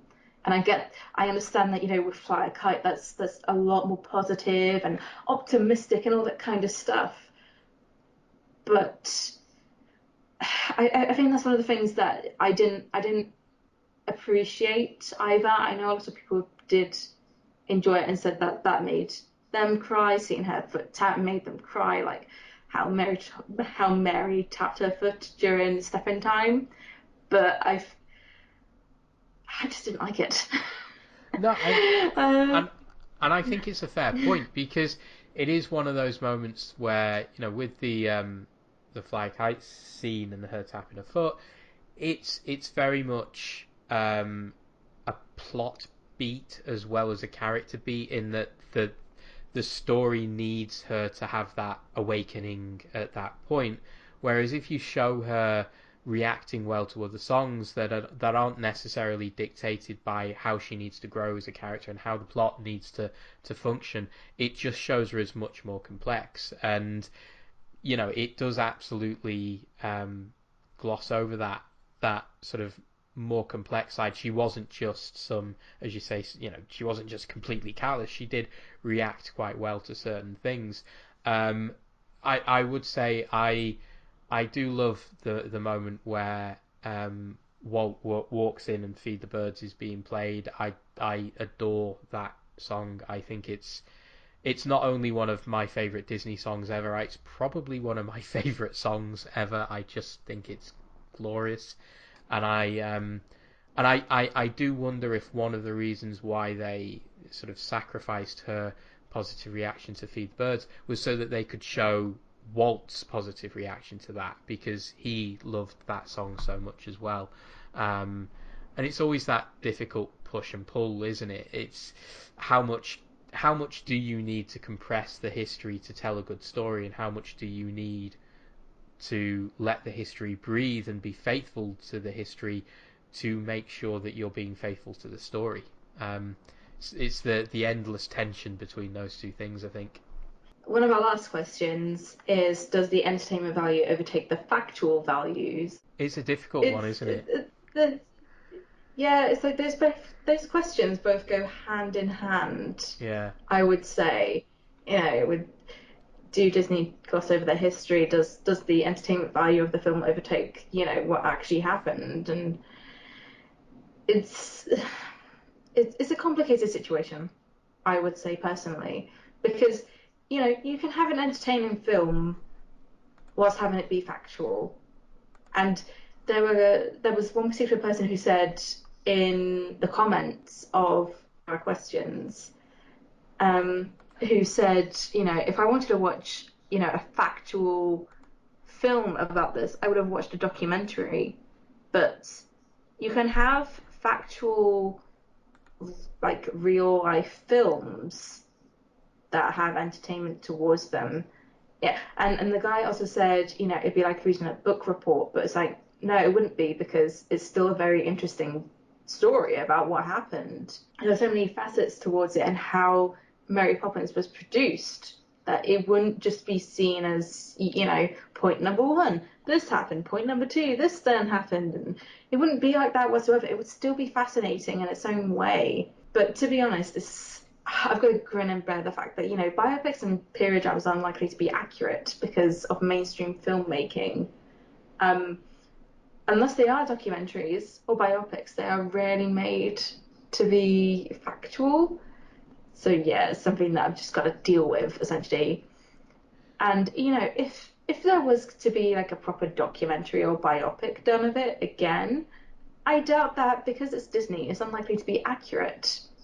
So, for example, there was the PBS documentary about Walt Disney, which was released last year, which omitted and glossed over very important details and went about it in a very, Walt was like a savior kind of way, forgetting everything that happened with the strike and Oswald as well. And it went over a lot of what happened with the City Symphonies and Oswald as well.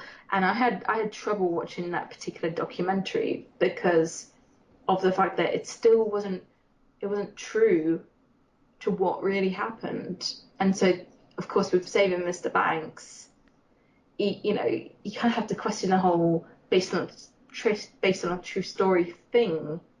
I mean, there are going to be times in which films do get it right, but overall, it's like, as I said before, it's like we'll see it with stuff like Braveheart and Titanic. Accuracy is never going to be what's entirely on the filmmaker's mind, maybe, or even the scriptwriter's mind. They can get it accurate with, the set dressing and the costumes, perhaps, and even the way that people spoke and, the mannerisms, so on and so forth. So like, for example, in Saving Mr. Banks, I have a massive respect to the production team who tried to cover up as much of modern Disneyland as possible and make it seem like it's the 1960s. I mean, that was really quite something, seeing as they had to block out shops that didn't exist during that particular time frame. And it must have been even harder when it came to Fantasyland, seeing as the decor was, the exterior theming was completely different there to when it was, to how it is now, essentially. I mean, if you take a look at old photos, you'll see what I mean. I mean, it looks a bit interesting, I would say, old Fantasyland. And I'm glad they changed it, but that wasn't until the 1970s or 80s that they completely changed it to what we know now as being Disneyland's Fantasyland. And there's swings and roundabouts with it. They'll get everything right, but the story. How do you feel about the entertainment value overtaking the factual value? Do you feel that it was right, or my or feeling not? with this is, if you are considering showing Saving Mr. Banks to anyone as a historical document, please don't, because it is pure entertainment. That's the thing, and it can teach some lessons. It's a useful primer to anyone who might be looking to get involved and engaged with studying Disney and Travers and Mary Poppins, but it is first and foremost a piece of entertainment. And I think my biggest problem with it is actually after the film has finished, when in the closing credits you get real life pictures of Travers and Disney together. And a lot of biopics and based on fact films do things like that, where it's like they show real life artifacts from the real life history, and it's almost like saying, yes, this was all real, so believe us, believe that all this was real. They had the happy ending. Everything was fine in the end, but they don't know that. Well, the audience won't know at first unless they do their research that P.L. Travers cried with like horror at what happened with the film, and no one is really sure whether she didn't know that there would be animation in it, or was just ignorant and for they wouldn't do it, or whatever. I don't know, but it's the fact that they make it seem like she's crying out of joy, and the fact that she's gotten some sort of cathartic release from her childhood, when it wasn't that whatsoever. She was just so devastated at the film that afterwards, at the premiere, she said to Walt something along the lines of, right, well, when are we going to start cutting out these particular sequences? And Walt said back to her, that ship has sailed, Pam. And she was bereft with sadness for the rest of the premiere, to the point where in which she even stipulated in her will that she didn't want any Americans, anybody from Disney, or and any particular other things to be involved in another Mary Poppins adaptation, because she was just so bitter about it. Now, apparently she did soften up to it over time, but overall she didn't like it whatsoever. And it's really sad that it came out that way. And you can see why that would have been omitted from the final film, because this is for the sake of entertainment, and there's got to be like a proper happy ending, all that sort of stuff. But I think that's part of the reason why it left a bad taste with me, because it just felt like there's no way that after all that time she would have just like been happy with it whatsoever, especially after insisting that Poppins is family to her and it's a personal thing. And she just tried so hard to sabotage the efforts. Yeah. I don't know what else to say about it, other than it just that's like the worst part of the film. The part that makes me most uncomfortable is like, although I didn't know that when I first saw it, as I learned over time, it just makes the whole premiere even harder to watch at the end, just because she didn't get, well, she got slighted then and she's still being slighted now, and it's a complete shame to P.L. Travers's memory. Yeah, and that is the key thing, and with the new Mary Poppins film coming out next year, I think, then it sort of further compounds that, and it's one of those things that as much as I enjoy the film and sort of defend it quite a lot, I don't really agree with the, as you said, that the it's not a documentary argument. That doesn't really, I get where that comes from, but I don't hold much truck with it either, because there's a difference between not covering all the facts and completely lying or misrepresenting them. And to say it's not a documentary, I think overlooks the fact that things were just completely omitted or completely lied about. But yeah, I mean, I think overall it is a piece of entertainment that speaks to the production of a film, the role of sort of imagination and fantasy, and how we use those and engage with them, more than a totally factual depiction of Travers' life. And like I say, I think just those little shots at the end, those real life photographs, just sort of it tips it over more into trying to convince the audience that all this was real and all this absolutely happened, which is problematic. So yeah, it is a difficult question, but one that pretty much every historical film sort of needs to confront, and we as audience members need to think about and discuss. Yeah, and in particular with Mary Poppins Returns, how did they even get the rights to do that? I'm not sure if there was some sort of time limit on what P.L. Travers put down before she died. But again, this feels like a slight to P.L. Travers's memory. It frustrates me. It's more than likely that I will give the film a chance, because Emily Blunt is in it, and I love Emily Blunt as well as Ben Whishaw. But anyway, it's an interesting one. I do wonder if they've got around any legal problems by, I don't know, maybe they're trying to, this isn't based on any book or anything like that. Maybe they're trying to, is it actually based on a book? Oh, it is actually based on one of the books, I believe. Wow. So I'm just how trying are to find they out getting around more. I don't know.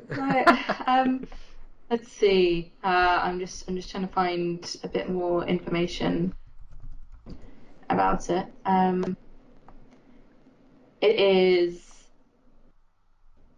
featuring it's a standalone narrative based on the remaining 7 books in the series.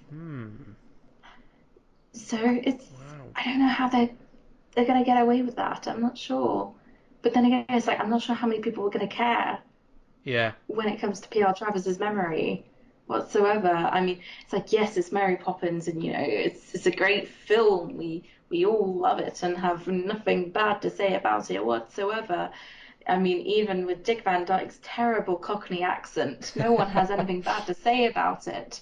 And obviously, it's like it seems that people are willing to forgive Mary Poppins Returns as well. Like there seems to be no issue with it whatsoever. It's just like, oh, it's about a beloved nanny, coming back to Jane and Michael. Oh, we'll see how this goes. Yeah, so would both of us recommend Saving Mr. Banks or exercise fact/fiction caution?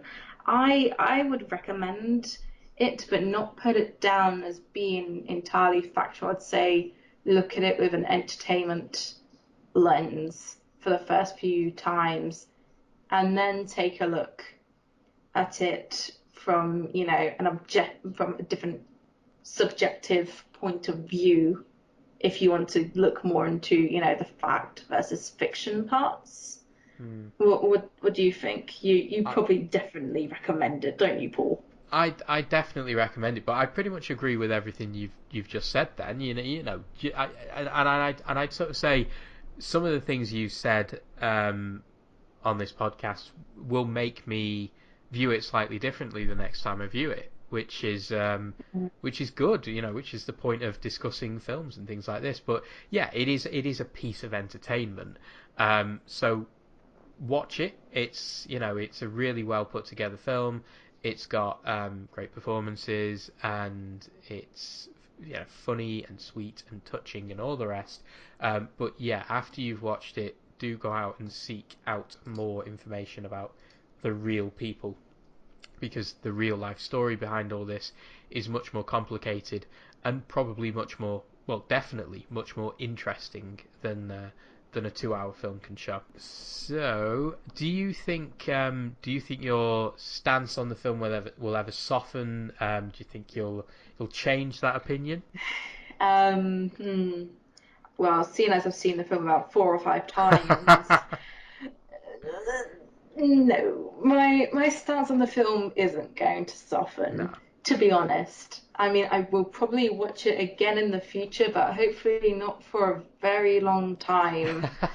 It's a very interesting film to discuss, but that doesn't necessarily mean that I'm going to enjoy it. Maybe I will get over it at some point. It's these sorts of things take time, I guess. As I was talking to one of my best friends the other day about Saving Mr. Banks, because he absolutely adores Mary Poppins. It's one of his favorite films, and he enjoyed Saving Mr. Banks. And so I was just wondering on how he felt about it, and he said, "Yeah, I enjoyed Saving Mr. Banks, and would happily rewatch it, but there's no way that Walt would have got over to London and done all those things." And I was like, thank you for saying that as one of the biggest fans that I know. Maybe I'm just paraphrasing. I don't know. And maybe he'll hear this podcast. I'm not sure about that either. So yeah, it's good to see that some ardent fans of Saving Mr. Banks and Mary Poppins are okay with me not liking it as much as them. That's good. That's what I appreciate. Good, and that's I hate it when there are online debates where it's like, how dare you not like this thing? How dare you not enjoy it? Everyone is entitled to their opinion. So I mean, talking of sort of finding out more about the facts and sort of ignoring some of the fictions and just learning more. So what books, websites, documentaries would we recommend to give a clearer picture of the making of Mary Poppins Walt Disney, just the story as a whole, really. Well, there seem to be quite a fair few documentaries and books floating about in regards to Mary Poppins and P.R. Travers and Walt Disney. In particular, there's a Making of Mary Poppins video on YouTube that's in 6 parts, which I'll put down in the description below, which is definitely from a Disney DVD about Mary Poppins, because it's done in the exact same style as other making of documentaries that I have in my DVD collection. It's basically like a reskinned 101 Dalmatians documentary. Pardon the pun. Nicely done. It's just done in the exact same way, essentially. It's decent, but it's not going to give the full story behind what happened with Travers and Disney. Like, nothing whatsoever. It touches on it a bit, but not to the amount that we see in the film, you know. Do you have any books or sites or documentaries that you would maybe suggest, Paul? So the book that I always sort of go to for anything Walt Disney is just an overall view is Neil Gabler's book, Walt Disney, The Triumph of the American Imagination, which is, it has a terrible subtitle, but yeah, it's one of the more complete pieces of biographical work that I've read about Disney. I think Gabler had access to the Disney archives, but I don't think it's like a certified official Disney book, so there's a bit of neutrality there. Yeah. And yeah, it's a decent book, I find. I never know how to feel about Neil Gabler's book, to be honest, because I read it last year or the year before that when I was at university, as it happened, because it was in the library, funny enough, in the massive Disney collection that my lecturer at the time had amassed for his Disney module, in which, guys, I did a genuine Disney module at university. Oh. Not many other people have this, okay, but I got it firsthand. So yeah, so I've read the book and, you know, have mixed feelings about it. I think I'm going to need to read it again. In fact, I need to read the other questionable books, such as Walt Disney, Hollywood's Dark Prince by Mark Elliott, and also the Richard Schickel book as well, in which Disney was so against him writing or having access to anything in the archive that he has absolutely no photos in that book whatsoever. Wow. So I haven't read through Mark Elliott's book yet, but I wonder if that will be the exact same thing. Yeah, there is another Walt Disney book that I have in my collection. I can't quite see it at the moment, but it was made in-house by Disney, essentially, and I think maybe it does sanitize a couple of areas in Disney's history, which it's a shame, really, but it's still like a general overview, and definitely one that the fans adore, basically, and spy from what I know. I'm sure that more books, sites, and documentaries will crop up as time goes on. And the last question, well, did you have any more to add to that particular question, or nah? No, I was just going to say that I'd be surprised if we don't get a new Disney book next year to coincide with Mary Poppins Returns that sort of covers Mary Poppins as a whole. They've been doing that quite a lot recently with Maleficent, Alice in Wonderland, Cinderella, where they take a look at the fairy tale, the animated Disney film, and the live action film. So I would bet that we'll get a book next year that covers Travers, that covers the 60s film, that covers this film, and that probably covers Saving Mr. Banks as well. So I expect we'll get something like that next year. Now, the last question is, would either of us like to see more biopic films or period dramas about important parts in Disney's history?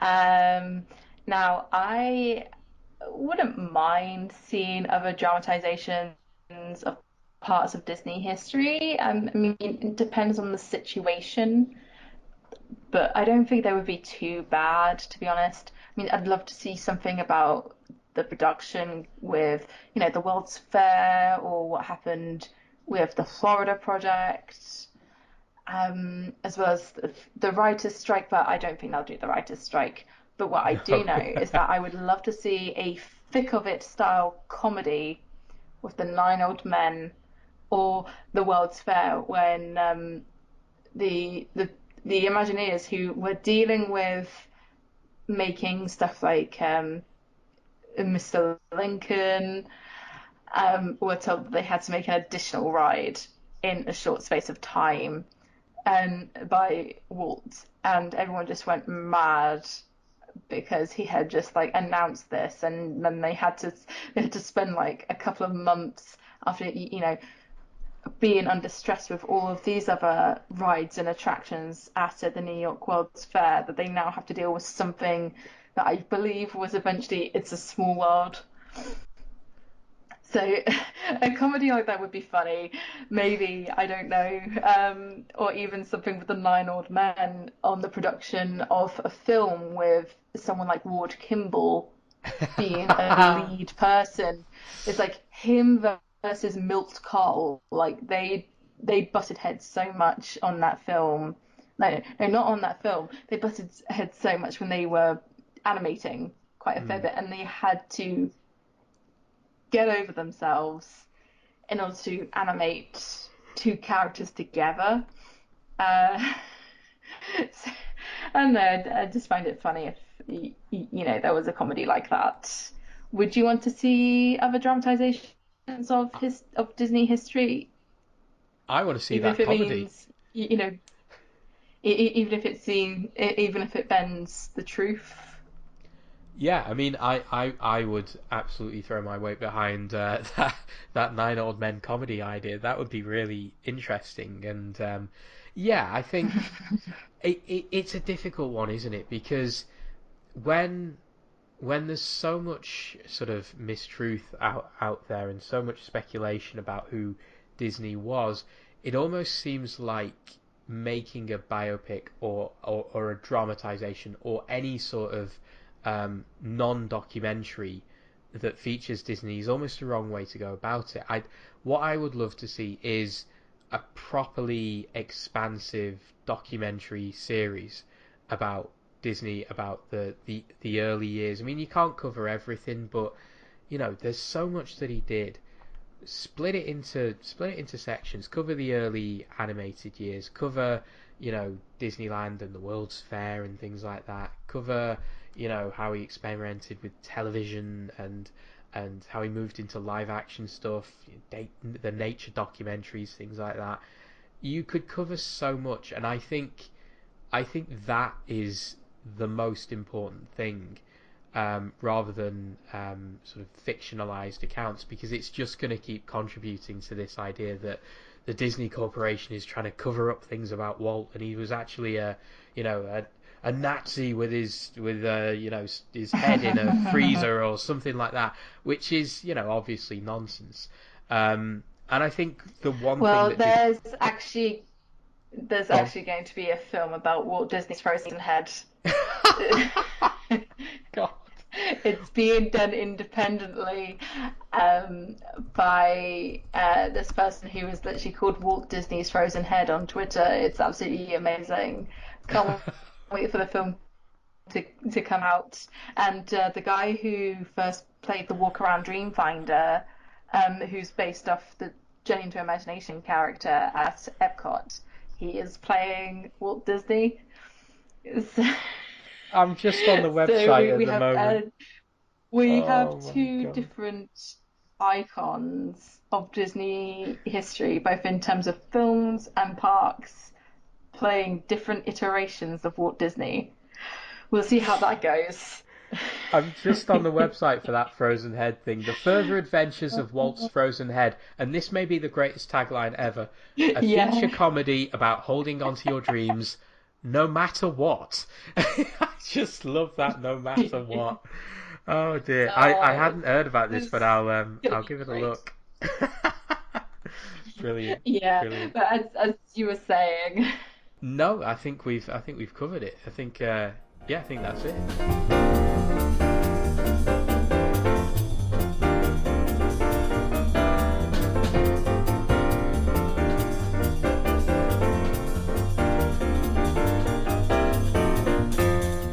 Okay, guys, thank you for listening to our civil debate about Saving Mr. Banks, the beloved Disney film about a beloved Disney film.